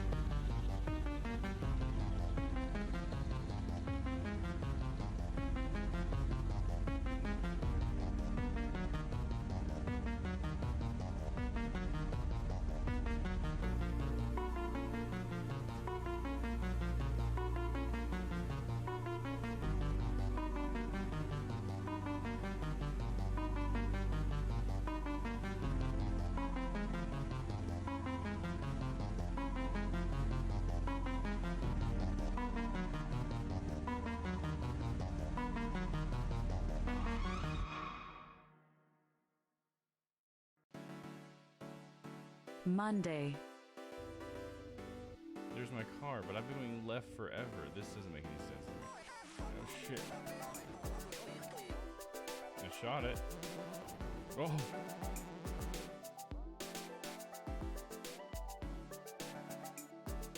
Tuesday,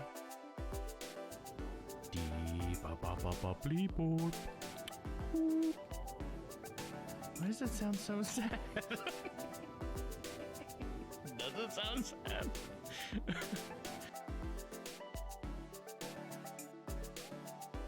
Wednesday, Missing me. Oh, sugar honey iced tea, it's messy in here. Oh, my lord, don't do that.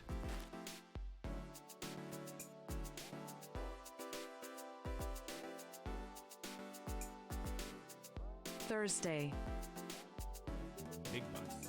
Sacks of cash found in the store. A big deal went down here. Hold on. A big deal went down and then they left all the money here? It's like the money is just the leftover shit. That's just the paraphernalia that just gets left over after the deal. They don't.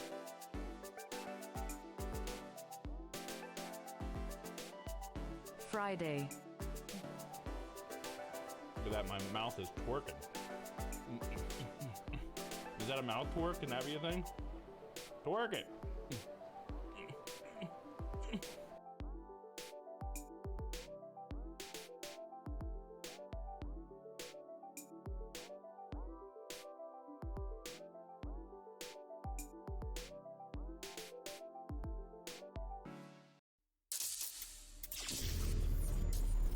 All right, we're back. Thanks for sticking around. Anybody who's still here, appreciate you guys. Again, I hope you guys are having a wonderful night. All right, here we go. Let's get going. Some more Ling. Although they're extremely late to the party, the bodyguards and the police have finally arrived.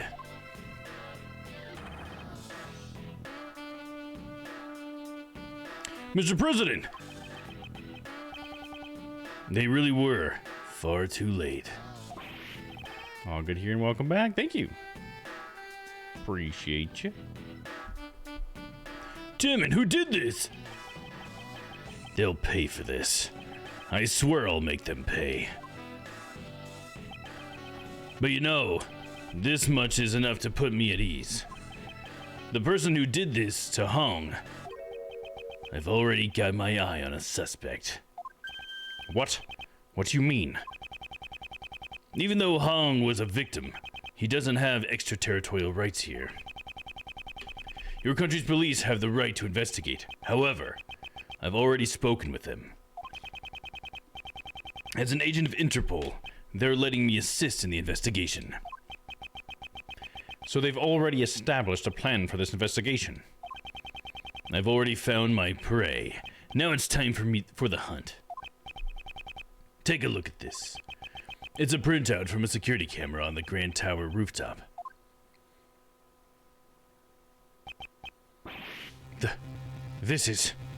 That's Judge Courtney, dude. This camera records people as they get off the rooftop elevator. And guess who was recorded? The president and his killer can be clearly seen. Classic Ling jumped to conclusions there. Why is Miss Courtney there? So he's saying Judge Courtney is the murderer. Prosecutor Edgeworth, I shall leave this offering to the goddess of law. This offering to the goddess of law to you. Deliver her divine judgment against Blaise de Best. Could she, who hates crime more than anyone, have... Security camera photo jotted down in my organizer. The president and Judge Courtney can be seen on the Grand Tower rooftop in front of the elevator. Agent Lang, I'd like to hear your thoughts.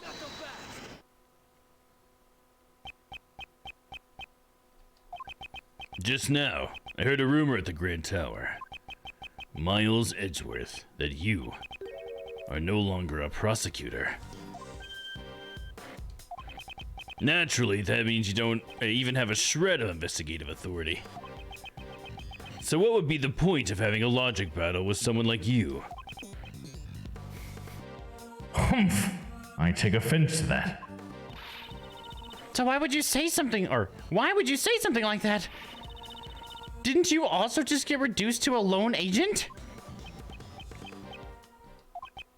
Hey, answer me this.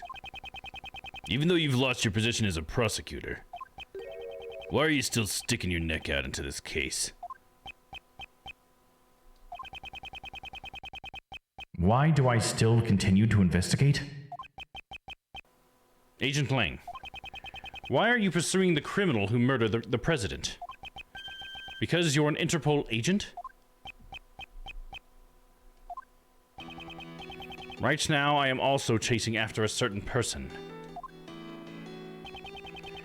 Someone in the shadows who was behind the murder at the Grand Tower yesterday. Someone who placed Kay in grave danger. Even now, they are lurking somewhere, laughing at us. We will uncover the truth and bring them to justice. And a title such as prosecutor has nothing to do with it. As long as the truth remains hidden, I will continue to seek out that truth, for that is a part of my creed. You're always trying to be so clever, but you really are kind of an idiot. Me, an idiot? Oh, rude. That's the answer I wanted to hear. All right, I'll play along with you for a bit. I've lost all my men, and you've lost your title. And yet, we still continue to investigate. Let's begin this battle of logic between two kindred spirits. You have my thanks. However, I won't go easy on you. I'll definitely catch the criminal who murdered Hung. And I won't let you get in my way. Yes, I wouldn't have it any other way. Just like I'd like it. Let me show you the truth that this wolf has sunk his fangs into.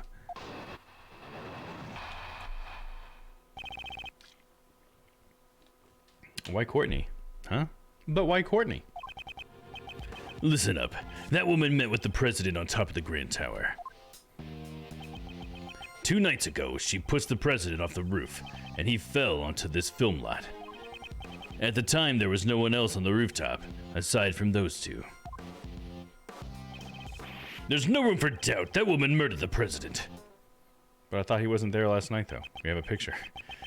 It was just the two of them alone on the rooftop. No bodyguards. Yeah, I confirmed it with those bodyguards over there. They didn't know about it either. Guess he managed to give them the slip. He must have had something secret to talk about. President Hong and Judge Courtney. Did those two have some sort of connection? Apparently, he had an arrangement with the owner of the Grand Tower. He requested the entrance to the viewing platform be restricted so that they could be alone. Well, it's not like the owner could turn down a request from the president. Does that mean the last person to see the president was... Exactly. Courtney, you mean? It's gotta be her. Agent Lang's reasoning is certainly sound.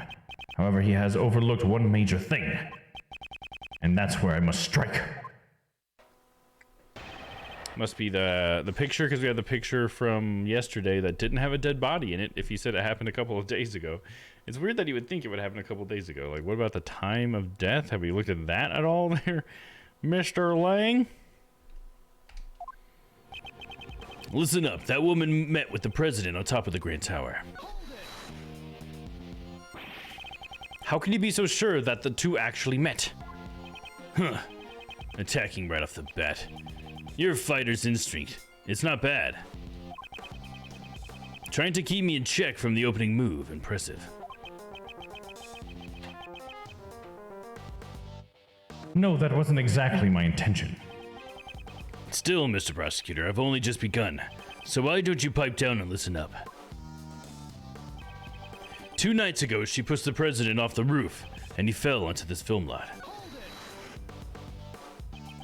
2 nights ago. Are you certain? Huh. If you doubt me, then take a look for yourself.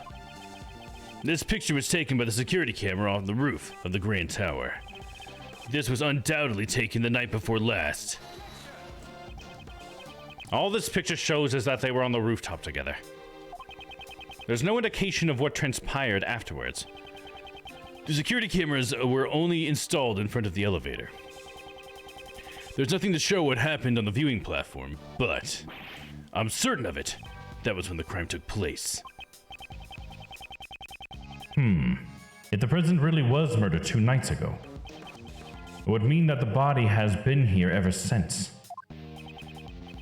What's wrong, Mr. Prosecutor? Something on your mind? But it's not over yet. I'm just getting started. At the time, there was no one else on the rooftop, aside from those two.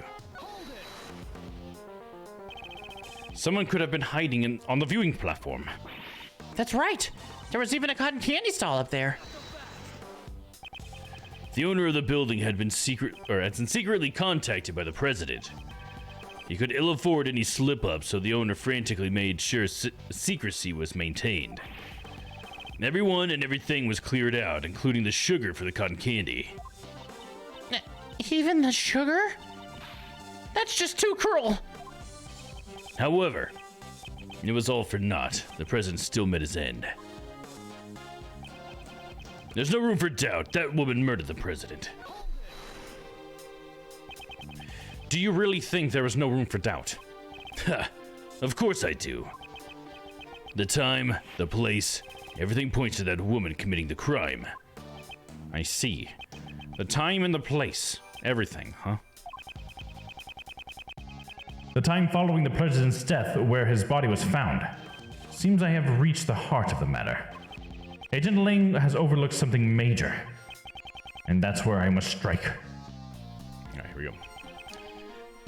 2 nights ago, she pushed the president off the roof and fell into this film lot. I think it's gotta be this one, where I present the picture that they took, right? I'll go ahead and save.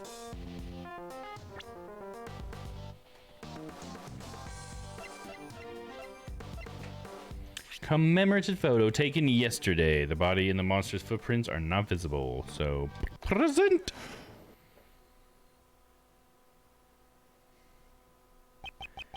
Shi Long Lang. For the Interpol agent with the highest arrest rate to have fallen so low. What'd you say? This is a commemorative photo taken by the staff at Global Studios. Everyone's got such great smiles. Well, except for John. This photo was taken yesterday. What? If Judge Courtney had murdered the president 2 days ago, then his body should have been there when the photo was taken. Whoa! Perhaps you should have listened a bit more carefully to those involved in the case. Questioning witnesses is one of the basic fundamentals of an investigation, is it not? I've captured Mr. Edgeworth's great smile. You really do look most alive when you're cornering your opponent. Yeah, just as I expected. It's been a while since I've felt like this.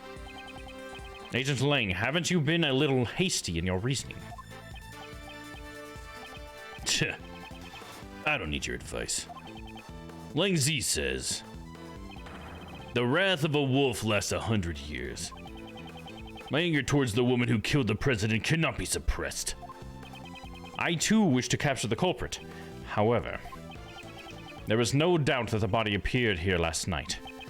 Therefore, the president could not have fallen to his death. Yeah, he was crushed by the monster's head. The crime occurred here at the film lot, not on the rooftop of the Grand Tower. So, that's what you think. Still, I don't intend to stray from my logic either. However, he could not have fallen to his death 2 nights ago. This photo proves that. Is that so? Think about it this way. 2 nights ago, Courtney pushed the president off the roof and killed him. Afterwards, she snuck into the film lot to hide the body. In here? Would it be easy to hide a body in a costume or behind all this equipment? Then all she had to do was last night was retrieve the body. Once we search this area, we'll know where she hid the body. Unfortunately, there is no need for a search. What'd you say? This piece of evidence proves that Judge Courtney could not have hidden the body. What piece of evidence proves that? The combination lock, maybe? Because she wouldn't have known. That's the only thing I could think would be the combination lock. I'm gonna save and try that. All the entrances to the film lot were locked. The chain on the back entrance was only cut last night. That's what I was thinking. Yeah, there you go. We got it. What? Therefore, George Courtney. What was I going to say there? Therefore, Judge Courtney could not have entered the film lot 2 nights ago. Yeah! But the president could only have fallen 2 nights ago. Why are you so insistent that the crime occurred 2 days ago? Why? Because there's still more to the security camera footage. Well, then fucking show it, Lang. Damn, dog. Should have say Wolf. Wolfman. Why Courtney Part 2? The sequel, Electric Boogaloo. A photo was recorded 10 to 20 minutes after, and the president went up to the roof with that woman. That woman, she came back down to the elevator alone. After that, there was no sign of the president getting on the elevator at all. There's no other way for the president to get down without using the elevator, is there? Besides getting pushed off the roof by that woman, that is. Well, there's the 51st floor entrance or whatever. The president never came down from the rooftop. That's right. The security camera is always watching the entrance of the elevator. It was specifically set up to record anyone who entered or exited the rooftop. Essentially, the camera created a locked room, one which the president vanished from. A locked room. I see. This is quite an unfavorable piece of evidence for Judge Courtney. Judge Courtney and the president on the rooftop. The president was never seen coming down. A rooftop escape. A rooftop escape. And that's a perfect feat. So even the Otago Rasu can't just fly through the sky. That's right. I still need more training to be able to pull that off. Are you saying you're going to train yourself to fly? Silly girl. Rebuttal. A photo was recorded 10 to 20 minutes after the president went up to the roof with that woman. 10 to 20 minutes. That's rather vague. The problem here isn't when it happened. At least, not right now. What's important is what the woman did after that. What Judge Courtney did. Could you tell me about it in more detail? That's what I was going to do. That woman, she came back to the down the elevator alone. Are you certain she was alone in the elevator? Yeah, I'm sure. It had been 10-20 minutes after they went up to the roof. The security camera by the elevator only recorded that woman. She was definitely alone. I saw it with my own 2 eyes. Judge Courtney returned alone on the elevator. This point seems to be accurate. That's strange. Isn't Miss Courtney always together with the Goddess of Law? In this case, we aren't counting ethereal beings. Ah, poor Goddess of Law. We should give her an offering to lift her spirits. Returning to the topic at hand. Agent Lang, could the president have used the elevator after Judge Courtney? Yeah, I thought of that too. However, Strange Planet's having a Halloween special on Sunday. You should be there to hang out. However, after that, there was no sign of the president getting on the elevator at all. Just to be sure, the camera didn't have any blind spots or malfunctions, right?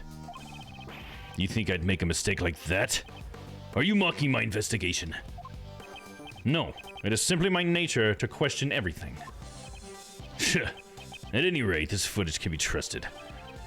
I'm sure of that. The president took the elevator on the way up with that woman, but he never came back down. Understood. While I reserve judgment on your logic, I shall trust your investigation. No, is that how it is? Do what you want. I won't change a thing. Or it won't change a thing. There's no other way for the president to get down without using the elevator, is there? And if there were, in fact, some other way besides the elevator? From the roof of a 50-story building? That's ridiculous. Without the elevator, there's no way to go down, let alone get off the viewing platform. You'll need something better than that to break my logic. A way to get off of the rooftop viewing platform without using the elevator.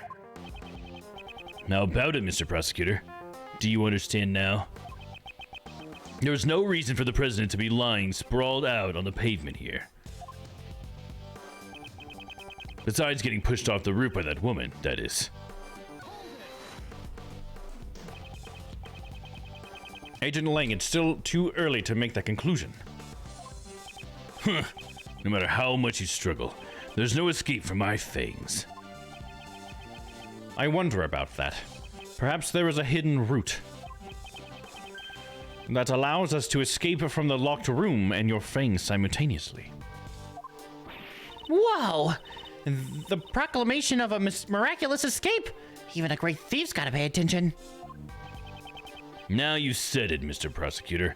If that's what you think, then show me. That hidden route of yours. A locked room created by a security camera. Is falling off a roof really the only way to escape this locked room? I know it's not. What evidence do we have to prove that, though?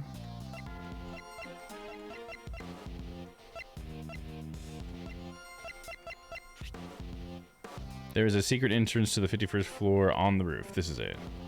Okay. So that one where he's like, there isn't any other way, right?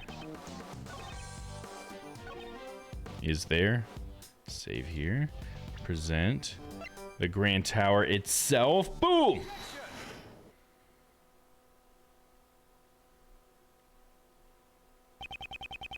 As a matter of fact, there was one.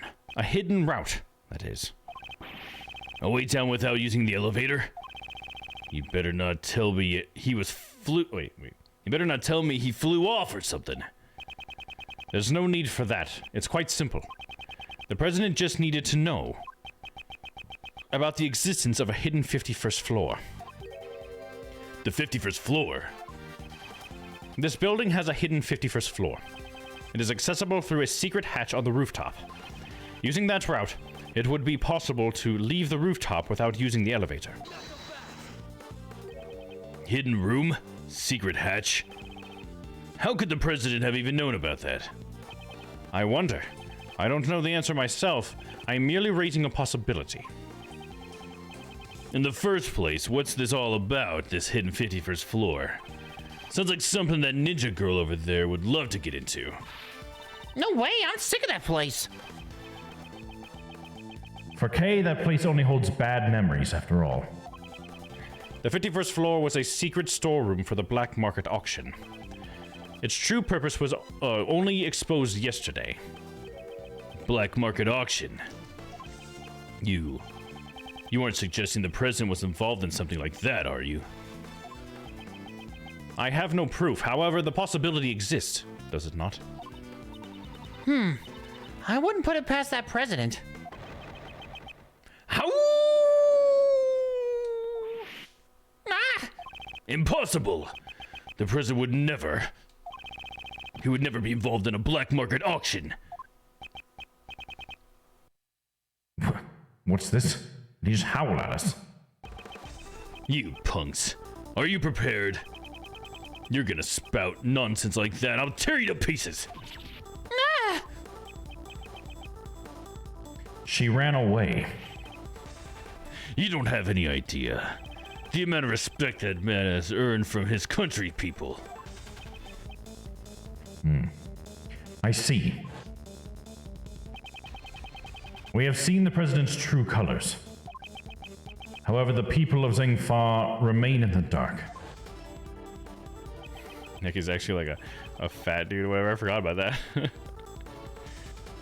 Should I inform Agent Ling of the president's true nature? No. Telling him now would only further cloud his judgment. I understand, Agent Ling. Please calm down. We spoke out of line. I apologize. Sorry. My emotions got the best of me. And Kay, how long do you plan on hiding? You can come out now. I'm sorry. It's fine. My anger is directed towards the president's killer. Well, I'll be. You're actually a pretty good guy, aren't you? That loyalty to your president, it's mighty admirable. What's it to you? Aw, don't be like that. I've got some good news for you, I reckon. What? What are you saying? Reckon? The president ain't never passed through the 51st floor. You can count on me. Really? I was in the storeroom myself and I saw it with my very own eyes. That's right. She snuck into the storeroom that day. I think this is sort of a fun thing that they do sometimes when they have like these two things together. And I feel like this whole game they've tried to sort of do that with every case. But I feel like this is a pretty good one where it's like the fact that Lotta was in there is now mattering in this case when that was a huge part of the last case too. I think that's kind of cool. You know, like more shit was going down because it was like a black market auction, you know, like there's other illegal things going down. So I think it's kind of cool. Makes it more of like a tangled web of lies. And Edgeworth has to figure out what the truth is. Thanks. Hey, Mr. Prosecutor. What is it? I don't intend to give the culprit a single step of leeway. No one's seen the president since we met with Courtney 2 days ago. That doesn't change the fact that the body wasn't here yesterday. If he were pushed off 2 days ago, it would be odd that he wasn't found until yesterday. I doubt a fall from the roof would take a whole day. Plus, I doubt he would still be intact. I think we would know if he fell. When Lotta was watching the people with the face masks. Yeah, when she was... yeah, I think she didn't get to see that many people, though. That's why I'm kind of surprised she's so confident, because it's like... I thought she didn't see who any of them were because she was hiding behind the thing the whole time, and she was just glimpsing, but they were all in, like, masks and stuff by the time that she saw them. But I don't know. Because she hasn't, like, identified a single individual. She was just like, oh, yeah, the people came through, and then one of them killed the other one, you know? She only ever saw, like, their backs and stuff. So she's honestly, like, she's the only person who was there, the only person who could have witnessed it, but her witnessing wasn't really all that quality, you know what I mean? Like, she didn't actually see anything. She was just really close to things that were happening, you know? Classic Ace Attorney witness, though. I doubt a fall from the roof would take a whole day. I admit it, there are a few things I still haven't figured out. Regardless, there is one thing I am certain of. There is? What exactly occurred here last night? I'm certain we'll have to look into that in order to uncover the truth. Because the body and the hoof prints could have only appeared last night, right? Exactly. And didn't the masks have voice changes so she can't even recognize a voice? Exactly. Yeah, so it's like not very good witness testimony. Like her thing was like the timing and the order of things that took place. That's like the quality of data that we got from her was like, oh no, and then the auction kept going after the person died. Like that was like the biggest piece of evidence that she gave us. But she also gave us the photo of the person in the red, but it was still their back, right? It was only because of the blood on the hand and like deduction that let us know who that photo was. So yeah, she's very limited in how like useful she actually is. Agent Ling, we'd like to bring you the body in for an autopsy. Hong, it's in your hands. Make sure you show the proper respect. Make sure you pack his package real big. I also have one more thing to report. What is it? We found some footprints near the body. They were left within the area that looks like a monster's footprint. There were human footprints within the monster's footprint. What kind of footprints? Sir, they were the footprints of a child, about the size of an elementary school student. John, huh? Hey, he's in middle school. What? Is this still the game with fan-written dialogue? Yes, yeah, this is the one that was... I wouldn't say necessarily fan-written dialogue. I think I would say it's a fan translation, but I think that there's definitely some fan-written dialogue in there. But I think the idea was supposed to be that it was translated by the fans. So there probably isn't like the same exact kind of translations you'd get with a normal Ace Attorney game, I guess. But it's hard to tell, you know. I think they did a really good job. I think the translation is pretty good. Yeah, I agree. I think it is pretty good. I think they nailed a lot of the characters pretty well. I would just love to know what they changed, if anything. You know, because usually they change stuff in these games. At least as far as I understand, the Ace Attorney games had a lot of like weird changes and stuff about like where we were in the world and stuff like that. So it'd be really interesting to know that. Just little anecdotes. Just like as a fan of the Ace Attorney series, it'd be pretty cool. What? Huh? An elementary school student? Wait, could it be? Who was that?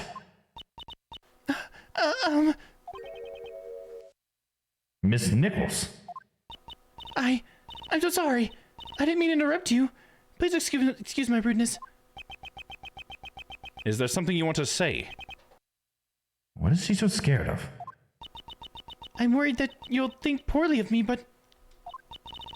Please let me testify something. It's really important. That's not something you need to be so worried about. What is it? Last night, I actually came here. What? Why did you come here? Remember that game that randomly changed the language and then changed it back? The I am a woman bit. Yeah, that was a short hike. Yeah, and what they had done was, yeah, they ran every single piece of dialogue through like 7 translations. I think is what it was. They just like translation hell on every single one. Yeah, that was fun. I am a woman. I think is what he was supposed to say too is I am a mess, which was like kind of like the funny thing, and sounds so misogynistic to turn that into I am a woman. Like, oh god, that's problematic. Why did you come here? Well, I got a little worried, so I stopped by to check up on John. John? You mean John Marsh? As I thought. Yes. Last night, John stayed here late in order to practice by himself. Wow, he really is dedicated. Well, this movie's the first time he's starring as the lead role, so... I'm sure he wants to do his best. She must have witnessed something last night. I mean, if she's bringing it up, right? When was this? If I remember correctly, I think it was a little past 10 p.m. Oh, there you go, John Marsh. Still thinks he done it. It looked like it was going to rain and I was getting worried, so I came to check up on him. And when I got here, well, You saw something. Yes. John was practicing by himself. And right above his head, I saw a long neck. A neck? From Gordy? Yes. Its skin was really scaly, almost like a reptile. It was like the neck of a dinosaur. Like Gordy. Oh, there! Could that have been... Gordy? Last time I went hunting for it, it was a bust. But I reckon this could be the real deal. What? So this time it's Gordy? That's right. I was really surprised. After all, John is the boy who can communicate with Mozilla. Yeah, that's right. Them horns of his lets him hear what the monster's saying, right? And just know all this stuff. Even so, he was looking up at Gordy's face and he was talking to it. Are you sure it was Gordy and it wasn't the camera crane with the waterproof sheet on it. That's what it looks like to me. It was like they were friends. Doesn't that sound weird? You said it, sister. That's pretty darn strange, I reckon.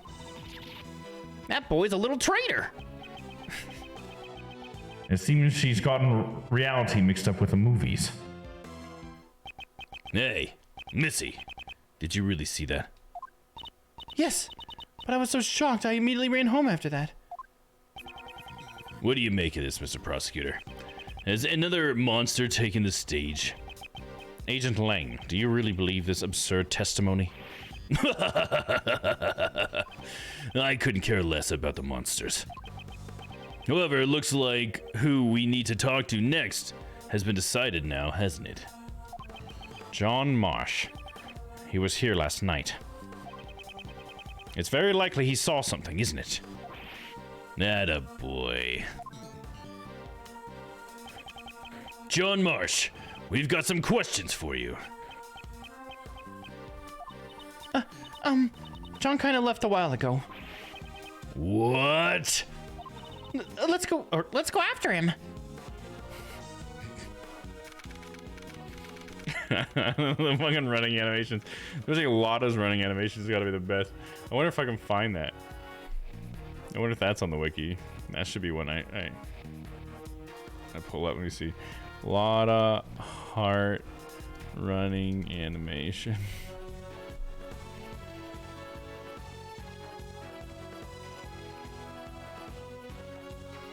Sprite gallery. Do we get her sprites from this game? Oh man, they only show her sprites when she's in conversation, not when they're walking around. Oh, come on. Man, she's got a lot of them, more than Ray. I guess she was in more than one game though, so that's why. I've got a lot of sprites, but I want that running one. She looks so funny when she runs. I'll have to just see if I can't clip it out. Is that a dog from Lang to Edgeworth calling him Mr. Prosecutor, or is out of habit in your opinion? Is that a dig from Lang to Edgeworth calling him Mr. Prosecutor? I don't know. I guess I wouldn't put it past Lang to say it as a dig, but I don't think so. I think it's because he actually still considers him a prosecutor. Because I think it's sort of like him acknowledging that he doesn't need the badge to act as one, maybe? I don't know. I guess it's all how you want to take it. Because it definitely could be, and Edgeworth just wouldn't let him get to him. Because Edgeworth would be like, yeah, whatever, that's just Lang. I don't care. You know? So, I guess it could be. I wasn't thinking that at first, but now you got me thinking. April 6th, 10:54 a.m. outside Grand Tower. Or yeah, outside Grand Tower, Tower Plaza. That running animation.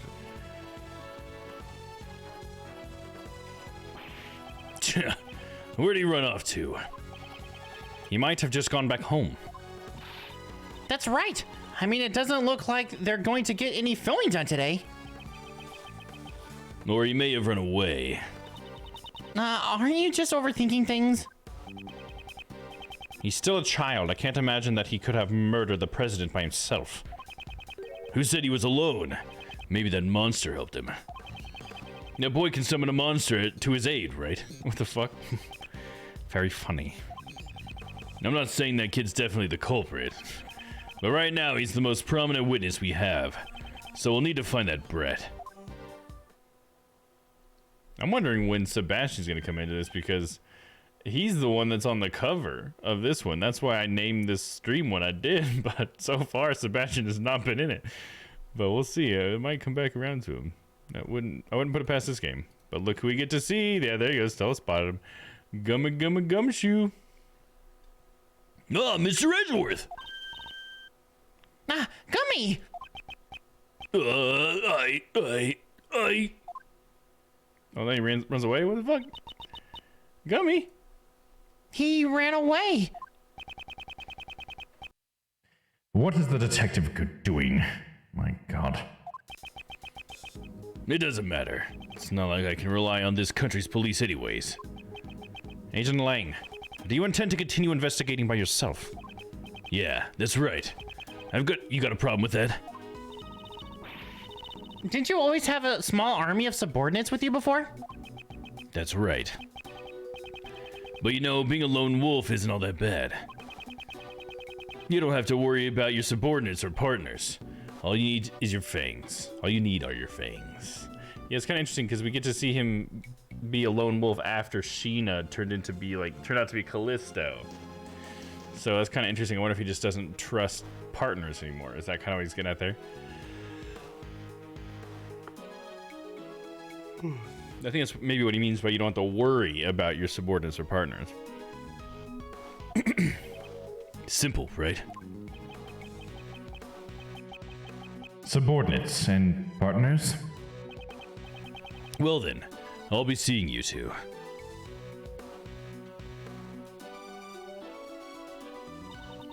Hehehe. Things are getting interesting. I reckon I'm about to get real busy myself after I got me a pair of monsters to hunt. I'm definitely getting my hands on this scoop. Any direction with her run is funny. Things have gotten pretty crazy, haven't they? Indeed. There's the footprints of Muzilla, and now the shadow of Gordy. It's almost exactly like the movie. How about we go monster hunting too? Well, Isn't that...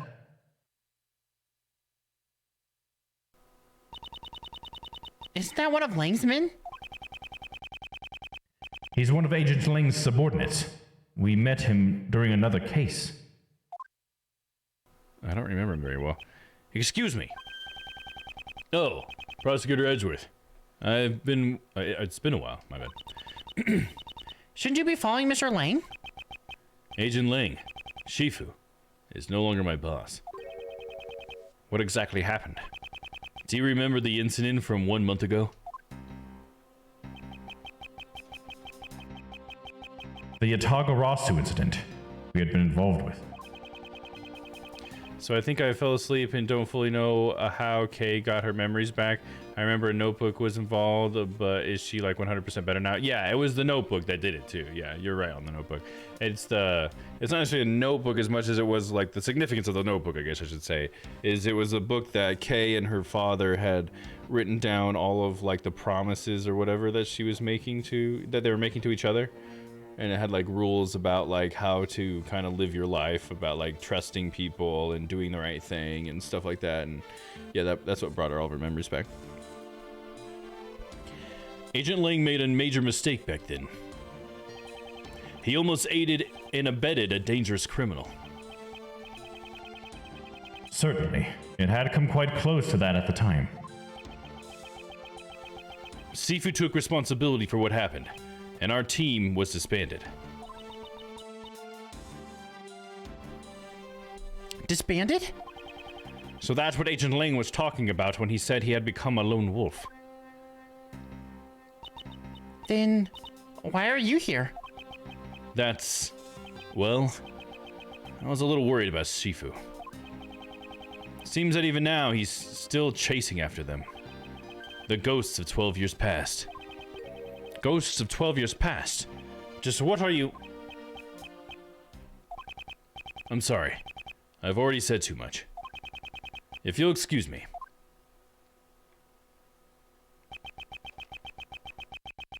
These ghosts Agent Lang is chasing after. Do they also have something to do with this case? Looks like everyone's left now. So, what do we do now? Well, Miss Hart is going after the monsters, and Agent Ling is going after John. We should also try approaching the case from a different angle. What angle would that be? We should listen to what Judge Courtney has to say. Ah, that's right. If I'm not mistaken, Miss Courtney is...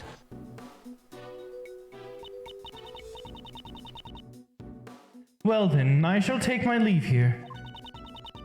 I will be presiding over Patricia Rowland's trial. She said that she had a trial coming up. Something went down 12 years ago with the president. It's gotta come to light. Yes, that's gonna be the key point to all of this, isn't it? Of course. Indeed. Let's head to the courthouse as well. Kay! That's your name. Yep. Come on. Yes, Kay, that's your name. To be continued. And we got enough time. We'll continue on. I have a feeling we're not going to get to the next to be continued screen before the end of the stream, but that's okay. We'll find a spot. Beep beep ba ba boo ba da ba. It's been so nice not to have any delay, right? No lag, no unstable events or whatever. It's been pretty nice. Let me check that again, actually, real quick. It's just been a shame. Not everybody's been coming out to hang out, but hopefully when they come back, they'll see that no more delay, baby. That's what matters. Yep, not a single event. Hell yeah. Whatever you decide is a good stopping time is good for me. Thanks for streaming. Hell yeah. And hell yeah, no delay. Hell yes.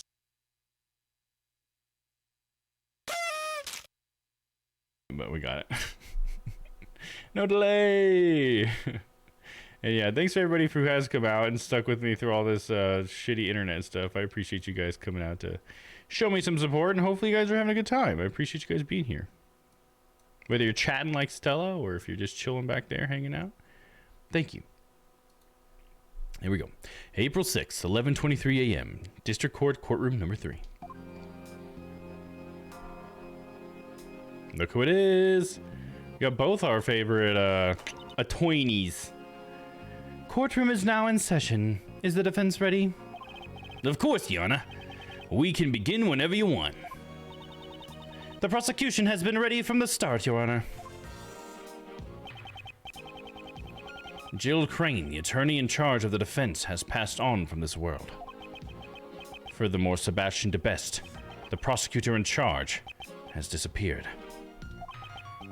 And so Francesca and Mr. Shields have taken over their duties. Before we begin, I would like to apologize for the delay of today's trial. As the crime took place in the prison, a place where justice is normally administered, and the defendant was the warden of the prison, further exacerbating the situation. See, this is another cool thing, how they're bringing that one all the way back in. You know what I mean? Like, this was the second case in the game, and like it's still reaching that far back and pulling that in. Like, that's really cool.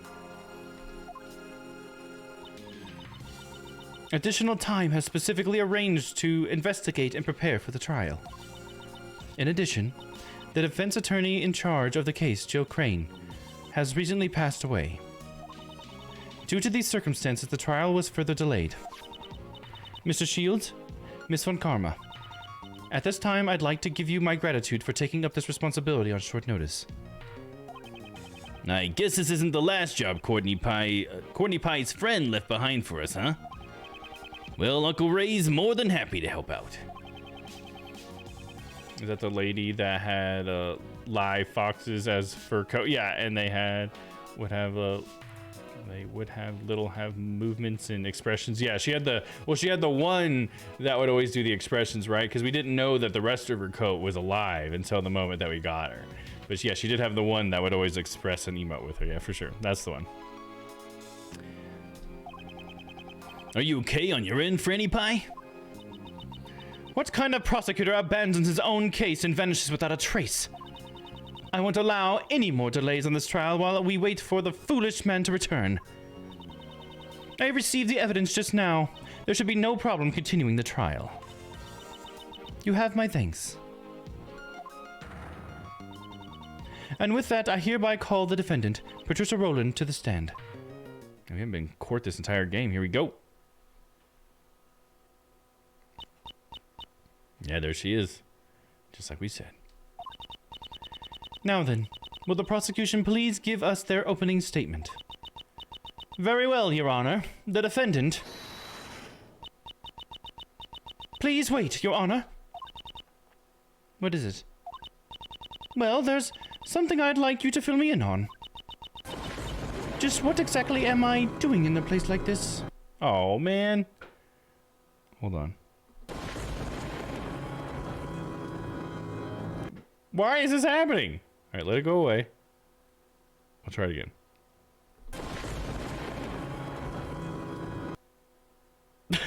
That's so funny. It like just can't do it for some reason. What the fuck's going on? Let me try refreshing that source. What a random thing to suddenly distract you with. Sorry, 1 second. Refresh the source and then try playing again. There we go, baby. Troubleshooting. This Sunday, Strange Planet. What if Courtney's dad is the ball judge? Oh, I would love that. That would be great. Everything's just connected all the time. I would be totally fine with that. Just what exactly am I doing in a place like this? Then perhaps you would do well to listen to the opening statement. So if I listen to it, I'll get out, huh? I'll get it, huh? Okay, then let's hear it. That was the plan from the start. Now, if you would kindly shut up and listen. The incident occurred in the detention center, and the prison warden Roland is in charge of. The victim is Horace Knightley, who was being held in the detention center.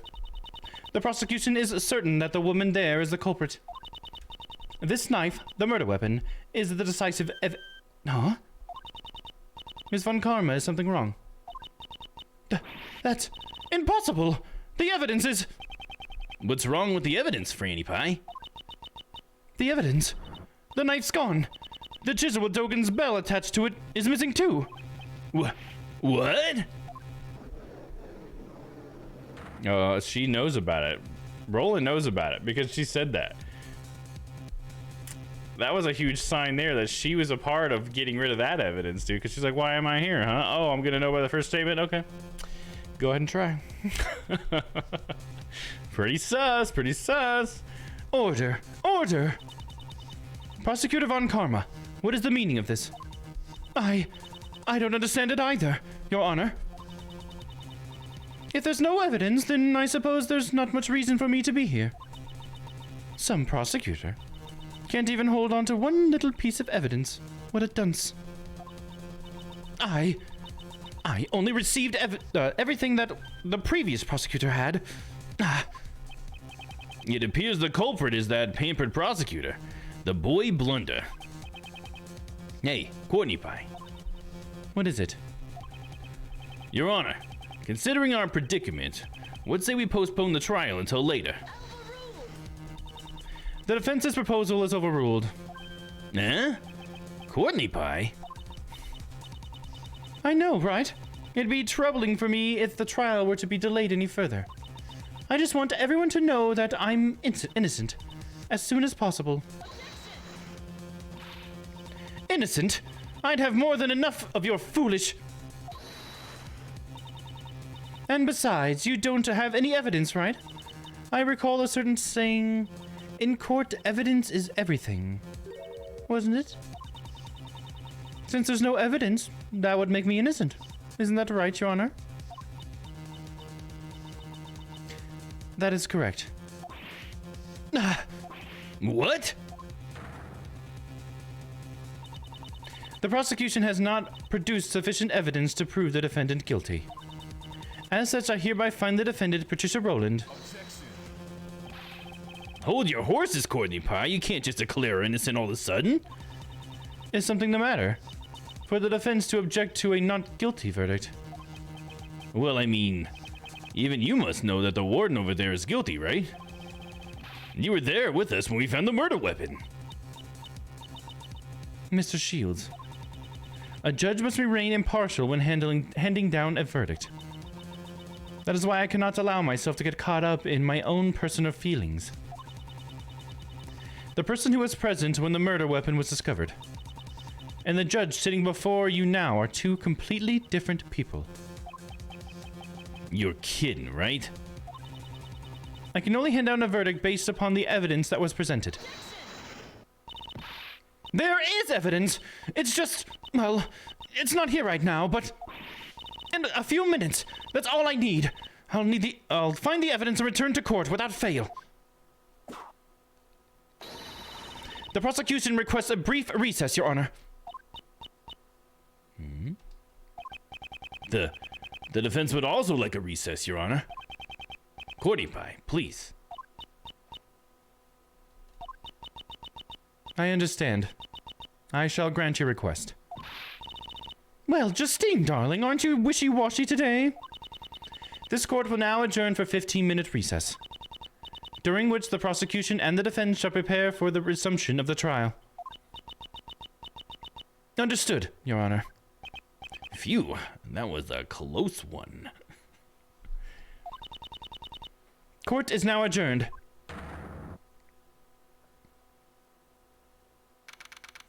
April 6th, 11:38 a.m.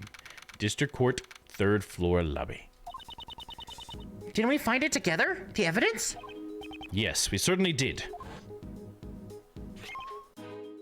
Huh? What's the matter, Detective?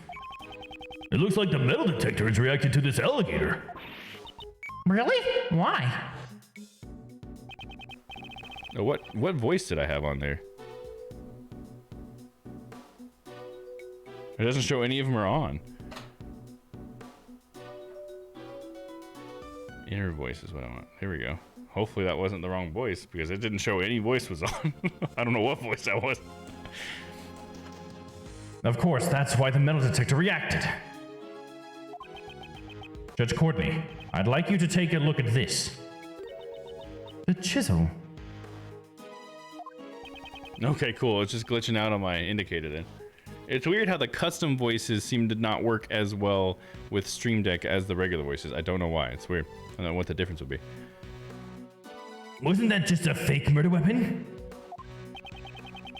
Dogan hid his chisel inside the dog's mouth, and the real murder weapon was hidden in very much the same way. The real murder weapon is in the pond inside the alligator. I wonder if it was stolen by someone. Mr. Edgeworth! Oh, damn. I thought it was going to be Gumshoe, but no, it's Mr. Edgeworth!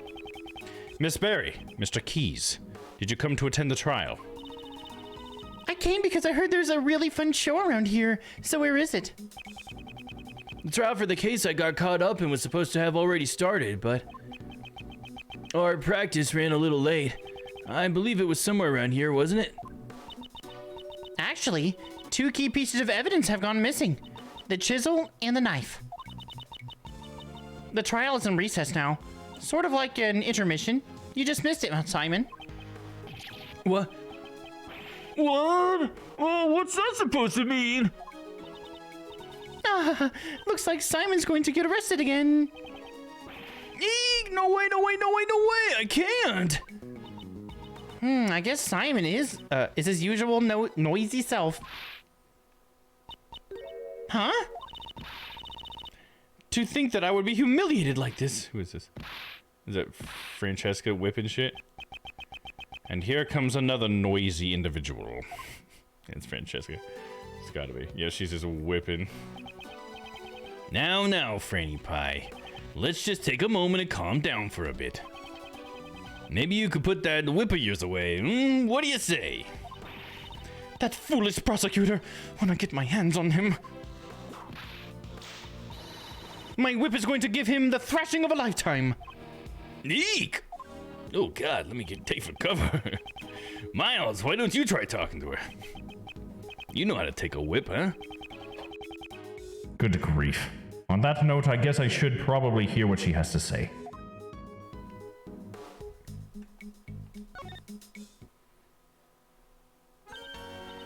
Oh, evident former prosecutor Miles Edgeworth.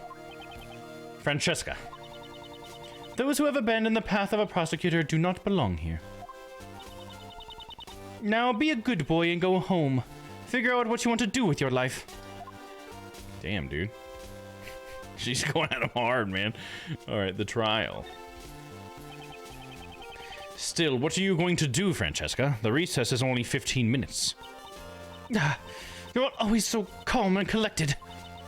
Like an anchorman reading off the teleprompter. It makes me sick. I should probably stay classy and avoid a confrontation with her for now. Let's keep it classy. Knightley's murder. Francesca, I never expected you to end up taking over the prosecution for this case. The bodyguard of the president of Zheng Fa, Horace Knightley, was murdered. The defendant is the former warden of the prison, Patricia Rowland. The knife she used as the murder weapon had been prepared as evidence. However, the murder weapon has disappeared without a trace.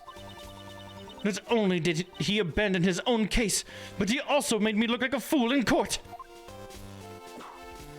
Whoopsh. Ah. Why me, damn it?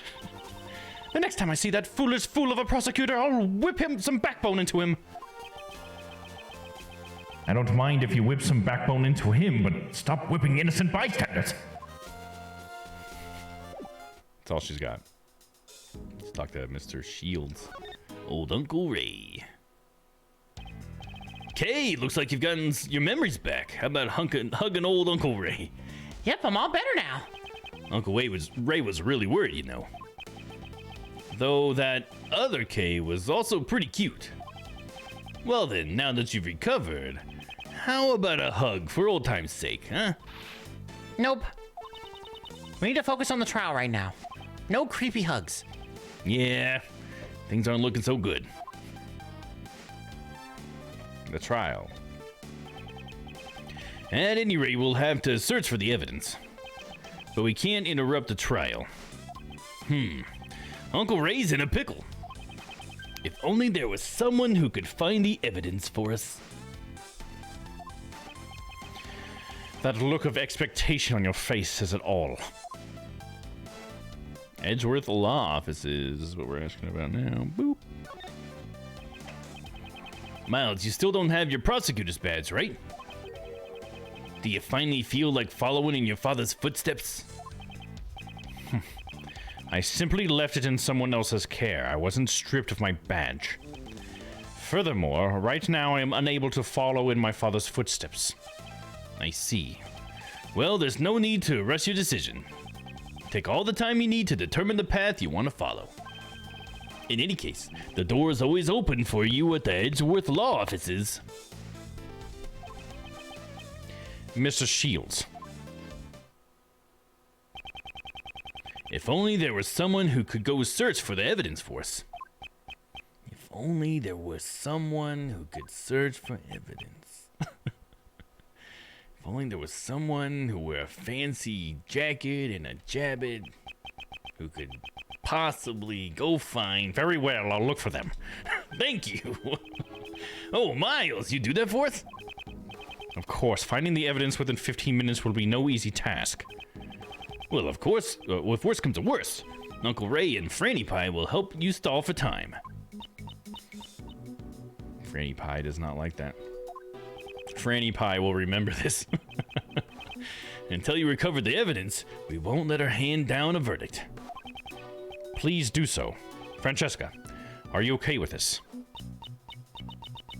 You're asking me, Francesca von Karma, to help you out. You'd be better off spending the rest of your life as an anchorman for the local news. Miss von Karma, this is an emergency. We could really use your cooperation. I understand. As acting prosecutor, I, along with the attorney over there, shall continue this trial. Meanwhile, you, the former prosecutor, shall run around and look for the evidence. All for my sake. It's a job that suits you perfectly. I'm glad that you're on board. I'll help out too, because I really don't want to get arrested again. This sounds like fun. Regina wants to tag along too. All right. That would be helpful. Now then, where should we begin? I think we should go find that person and hear what they have to say. Who should we talk to in order to learn where the evidence went? Shouldn't it be like the best, right? Because he was the last one that supposedly had it, right? Sebastian de Best.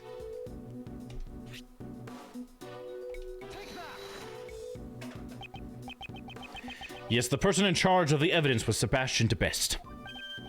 Ah, you mean that rookie prosecutor, right? Got it. I'll leave him to you. Alrighty. Time for Uncle Ray to have a strategy meeting with the opposing counsel. It's just the two of them. Miles Edgeworth. You better not keep me waiting. lest you end up like your friend here. Yes, I'll keep that in mind. Franny Pie, wait for me! Kinda like the whip. Now then, let's go help look for Sebastian as well. Oh, here's Courtney. Courtney Pie. Ah! Judge Courtney.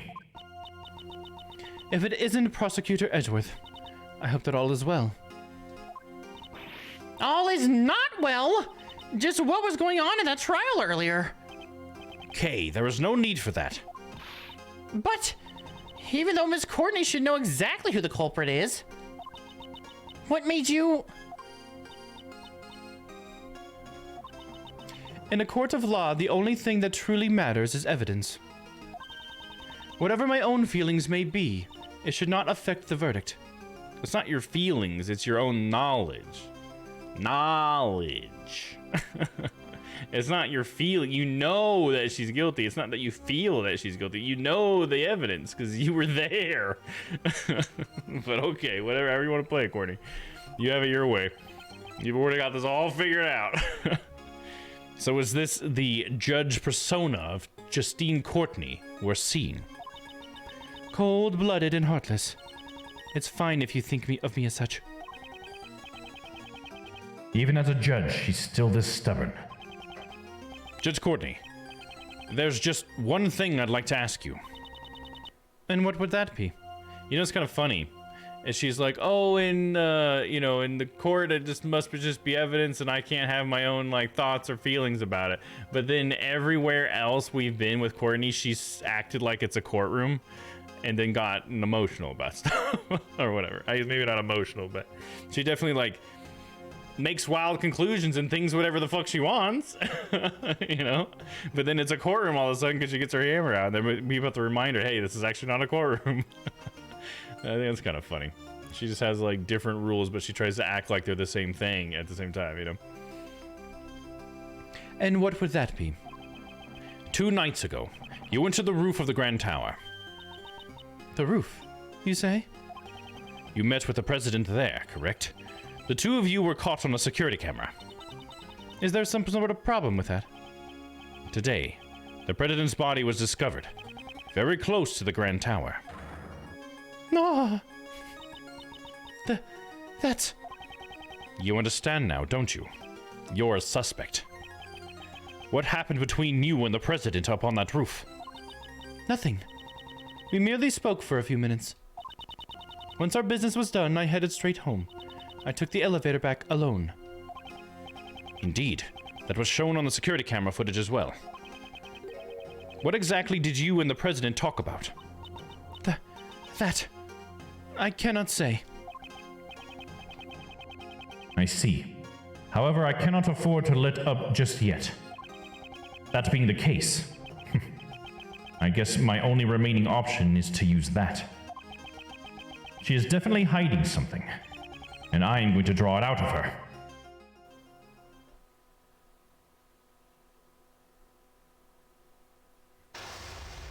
Oh, with some chess! Logic chess. 2 nights ago, Judge Courtney met with President Hong. Oh, damn, she's got a full set. It is true that I spoke with President Hong on the roof of the Grand Tower. However, we only discussed business. There is no need to tell you what was said. Just like in the trial earlier, she won't reveal her personal feelings easily. When she's speaking as a judge, it would be better for me to wait to see what develops. Now then, I'll start by asking her about what she talked about with the president. And I shall start by saving. Logic chess, begin! What did you and the president talk about? Could you tell me what you and the president talked about? My meeting with the president was strictly business. And since it has nothing to do with you, I am not obligated to answer your question. Wait and see. I appreciate your understanding. Even so, you certainly are a very busy person, aren't you? You're a member of the PIC and a judge as well. You even assist with the investigations.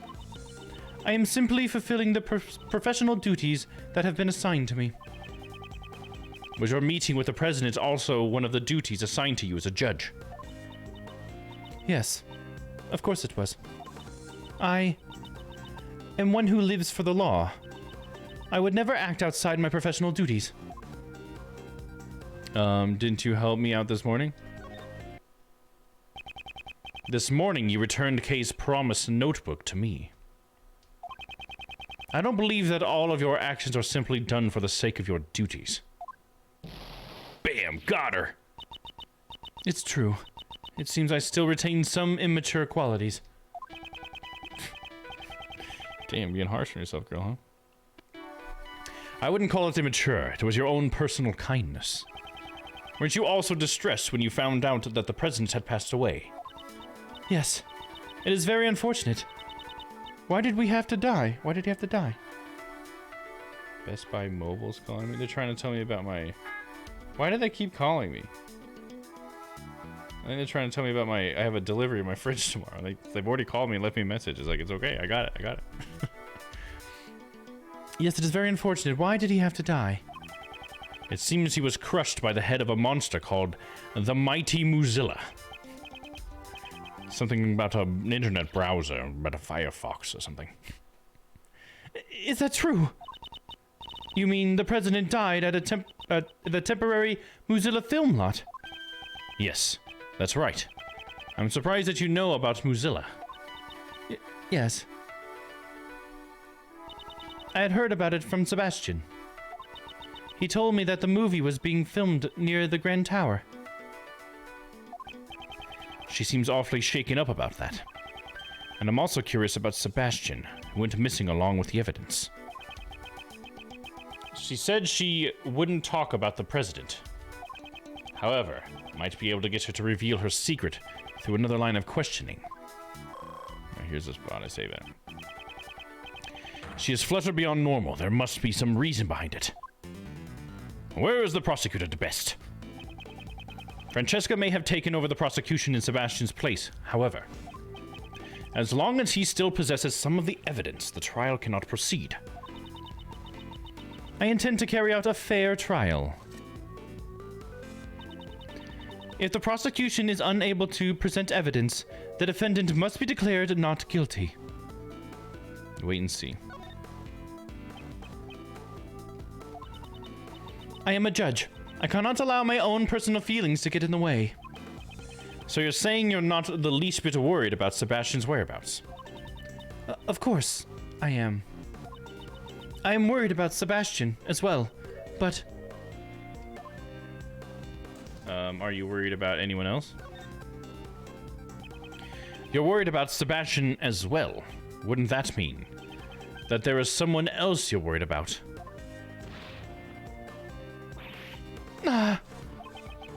By any chance, would that person have something to do with your unnatural behavior? That's impossible. I am a follower of the law. I will not be swayed by personal feelings. As a judge, you're only human? She's still talking human, right?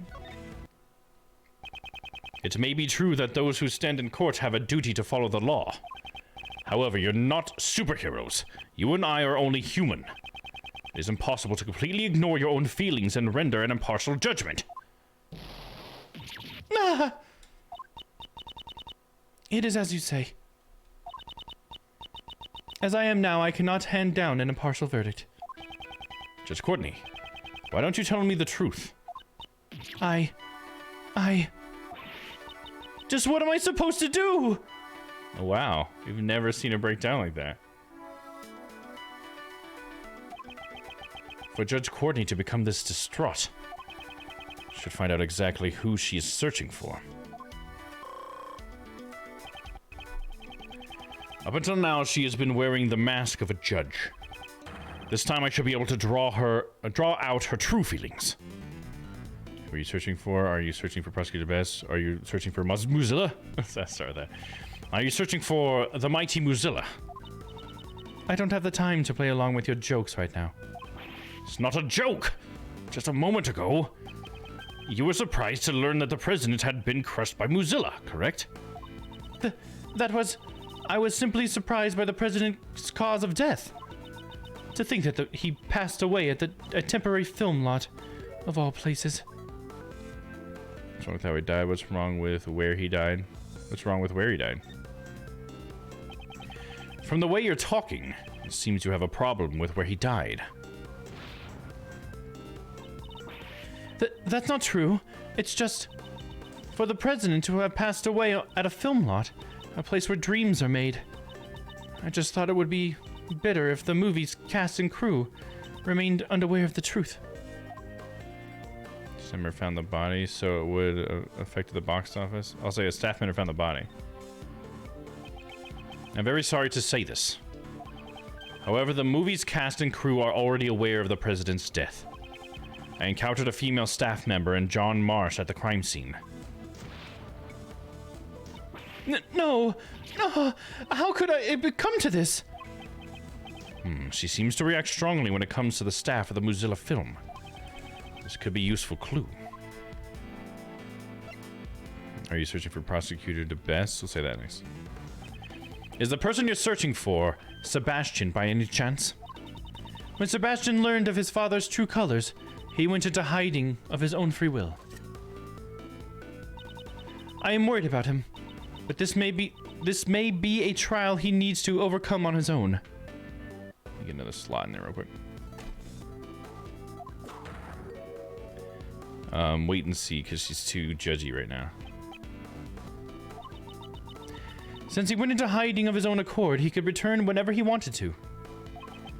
Could it be the person you're searching for is unable to return under their own power? In regards to that, my lips are sealed. I'm unable to talk about it right now.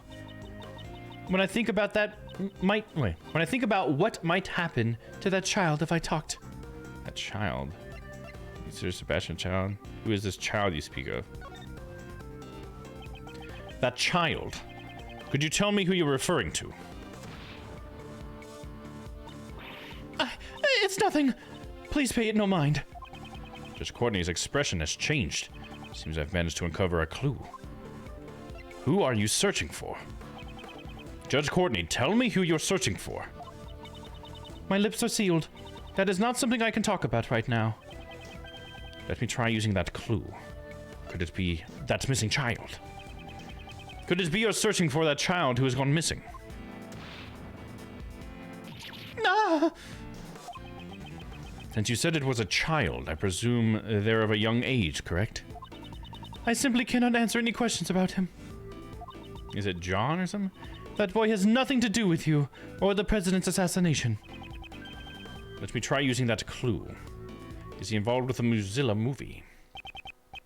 Earlier when Mozilla was brought up, it seemed to be a sensitive topic for you.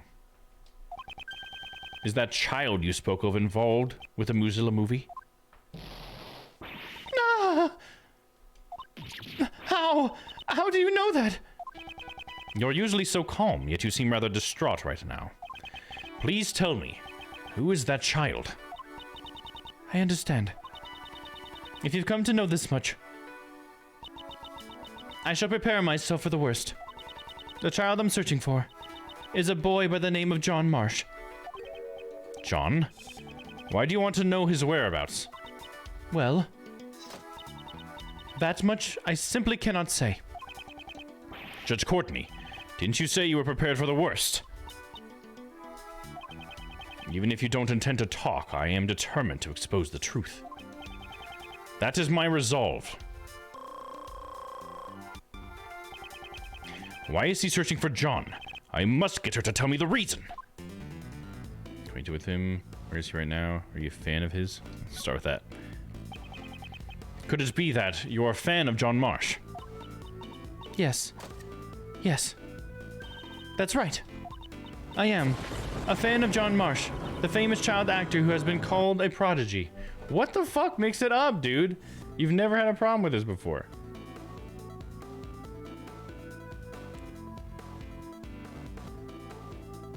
I'm sure everybody here knows about Halloween night. Don't know why that's happened. Gonna have to maybe try a different video format. It doesn't seem to like that. I don't think it's a prodigy. That's an unexpected interest. Wait and see, because she's got her hammer out, right? Gotta wait. I knew his movie was being filmed in front of the Grand Tower. So the temporary film lot had been on my mind. I see. I suppose a fan would be curious about that. Did you know that John was at the temporary film lot? Yes, of course I did. He said they would be filming there all day today, and yet... He said that? Did you hear that from him? Sounds like a stalker. Did you hear that from him? It almost sounds as if John himself told you personally. I doubt he would give his schedule to a mere fan. It's like his mom or something. That's true, isn't it? Please don't pay any mind to that statement. She made another slip of the tongue. She must be really worried about John. So she has spoken with John. This could be a useful clue. Where is he right now? Actually, we were searching for John as well. Would you happen to have any idea where he might be? Why would you think that I know where he is? John and I, there was no connection between us. I don't have enough clues to proceed with this line of questioning. Maybe I should try another line of attack. It's the first one then. Are you acquainted with John by any chance? He is a famous movie star. I doubt there is anyone who doesn't know who he is. I actually hadn't heard of him until I met him just today. That just proves you have much to learn. Allow me to give you a lesson.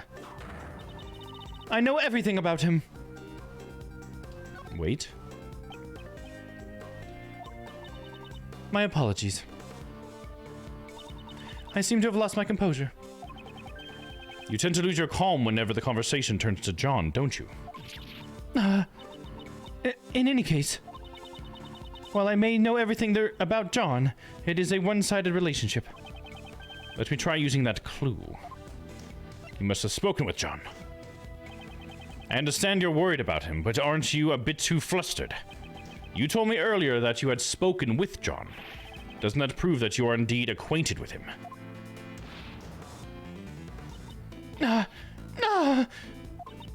How could I have committed such an indiscretion? It appears that John and Judge Courtney are acquaintances. This could be a vital clue. Are you acquainted with him? Where is he right now? Actually, we're searching for John as well. Would you happen to have any idea where he might be? Why would you think that I would know where he is? John and I, there was no connection between us. Let me try using that clue. I don't know what kind of relationship you have with John, but at the very least, the two of you must be acquaintances.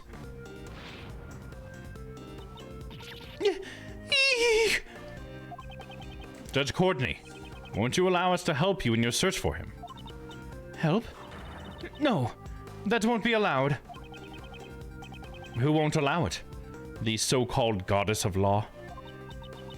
The person who knows where the child is. Paparazzi, a kidnapper? A kidnapper? Because she's so worried it wouldn't be a paparazzi. I see. Finally, I've connected all the pieces of the puzzle. The reason why you cannot easily talk about John, it was because someone kidnapped him, isn't that right?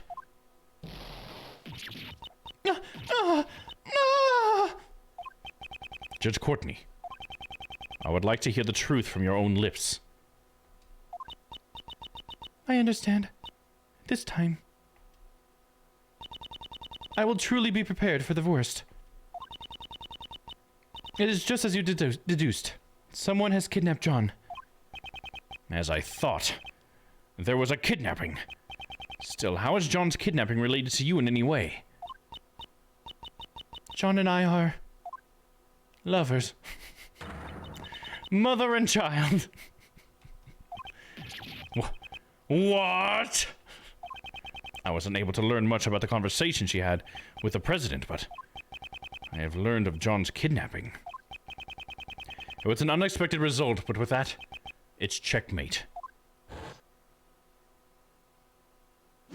Logic chess complete! And we know that she has a son. Pretty cool. What? John is Miss Courtney's son? No way. I mean, he's already so big for him to be your... Yes, John is indeed my son. Please look at this.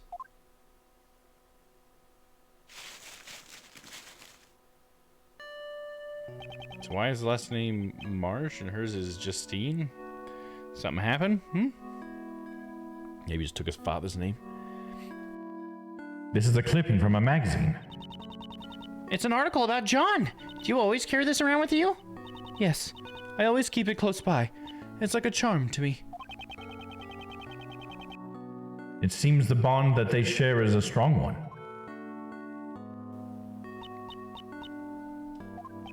However, are you absolutely certain that he's been kidnapped?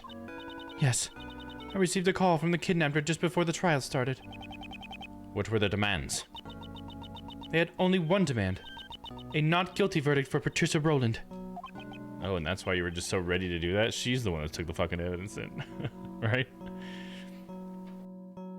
I see. So that's what happened. Since there's no evidence, that would make me innocent. Isn't that right, Your Honor? That is correct. The prosecution has not produced sufficient evidence to prove the defendant guilty. As such, I hereby find the defendant, Patricia Rowland. So that's why you were going to deliver a not guilty verdict earlier. Oh, never mind. Sorry, that's not an equity voice. Oh, we're not in logic chess anymore. My bad. I am not qualified to be a judge. A judge must be able to remain impartial and composed above all else. And yet, despite this, in the trial just now, I think they call this a conflict of interest, Courtney. It's okay. You're not a bad judge. This is just a conflict of interest. They never use that terminology in these games, but that's definitely what's going on. I mean, they can't, because if they brought up conflict of interest, then I feel like Phoenix wouldn't have been able to do half the shit he did. Because he was always his friends and stuff that he was defending, right? Isn't that a conflict of interest or whatever? I don't know. Maybe this doesn't go as far as friends, but I think with her son and being kidnapped and that being a part of this, that sounds a bit of a conflict of interest. I was about to hand down a verdict that was led solely by my heart. Judge Courtney, the goddess of law must be furious with me. But I simply couldn't do it. I couldn't hand down a fair verdict if it meant I had to sacrifice my own son. Of course you can't. Kay. A real parent would never abandon their own child. If that makes the goddess of law angry, then maybe the goddess is the one who's wrong. The goddess is guilty. Guilty! Isn't that right, Mr. Edgeworth? Indeed. To declare a goddess guilty. We're responsible for upholding the law, but at the same time, we are only human.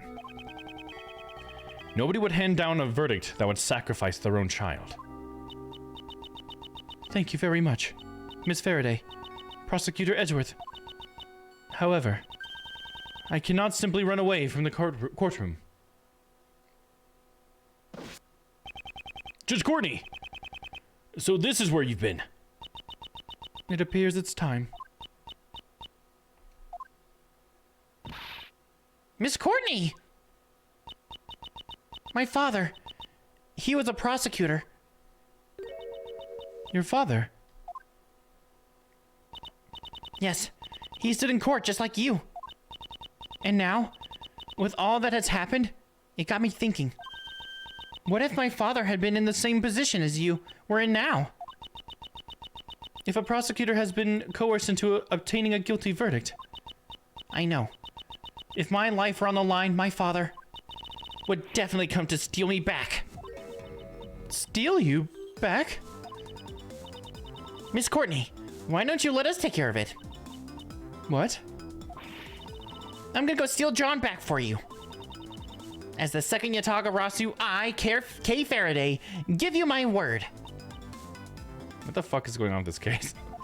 Where are we at now? So the great thief Yatagarasu plans to steal the truth. What say you, Judge Courtney? Will you place your trust in our young great thief, Prosecutor Edgeworth? And if it's all right with you, I wish to help as well. Thank you very much. I know that it's really not my place to ask this of you, but please, do whatever you can. Please save John. You got it. Just leave everything to us. Allow me to leave my cell phone with you. You may get a call from the kidnapper at some point. She's got a cute little Mozilla thing on there too. You have my word. I will ensure the safe return of your phone, along with your son. And I will do everything in my power to prolong the trial. But even then, at most the trial can only last for about 2 more hours. 2 hours, huh?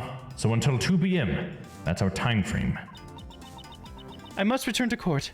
Miss Faraday, Prosecutor Edgeworth, I shall leave the rest to you.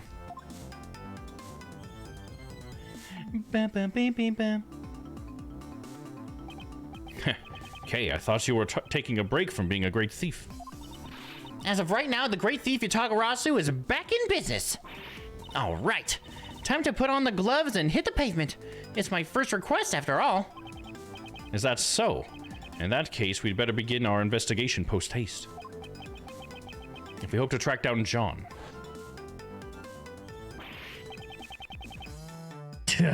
Where did he run off to? He might have just gone back home. That's right. I mean, it doesn't look like they're going to get any filming done today. Or he may have run away. We should probably begin our investigation from the front of the Grand Tower. Hey, hold it, Mr. Edgeworth. You're not the one in charge anymore. From here on out, this is a job for the great thief, which means I'm the leader now. See? My finger smells. If that's the case, then what am I supposed to do? Smell your finger as well? Mr. Edgeworth, you get to be the first ever great thief's assistant. So I'm a thief's assistant now. Great. All right, let's get going. The great thief Yatagarasu takes flight once again. Boo! Nizra's like, oh my god. What are we getting ourselves into, Kay? I think this might be the best part to call it for tonight. Let me see how close we are to the end of this section. We might finish it out.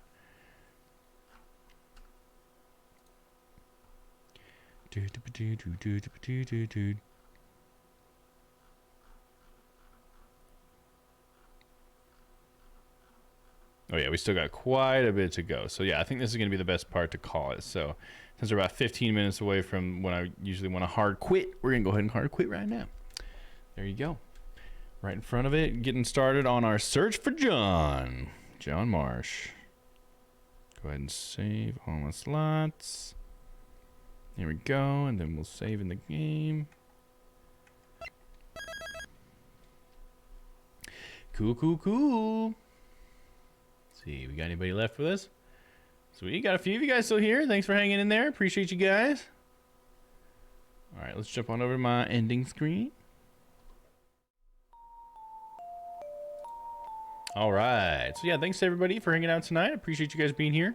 We got one more day of my schedule. That's tomorrow. We're going to be finishing up Yakuza 3. I think we actually will finish it this time. I think I said that about last week, but I think we are actually going to do it this time.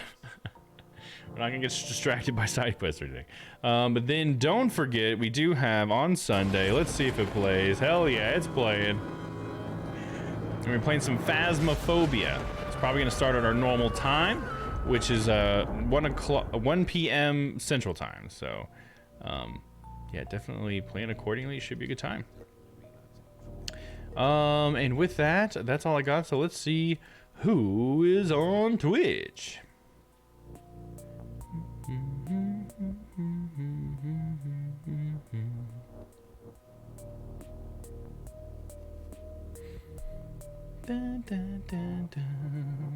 All right, let's see. We got Dawn Rox is on. She's playing some Resident Evil. We got Kim Inoki. She's playing some Resident Evil as well.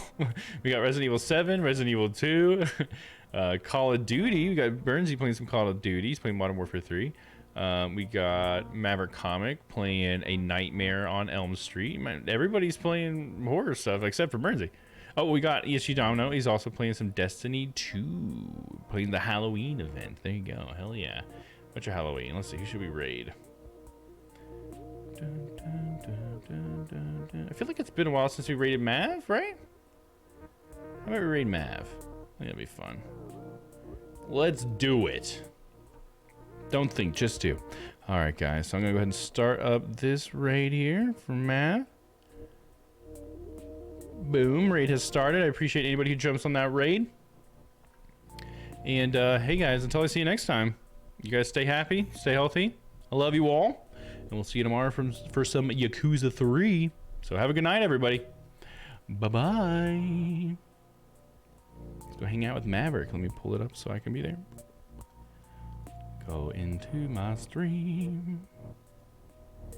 Oh, I clicked the wrong button. I clicked the wrong button. No! There we go. We're good. All right. See you guys. Have a good night. Bye-bye.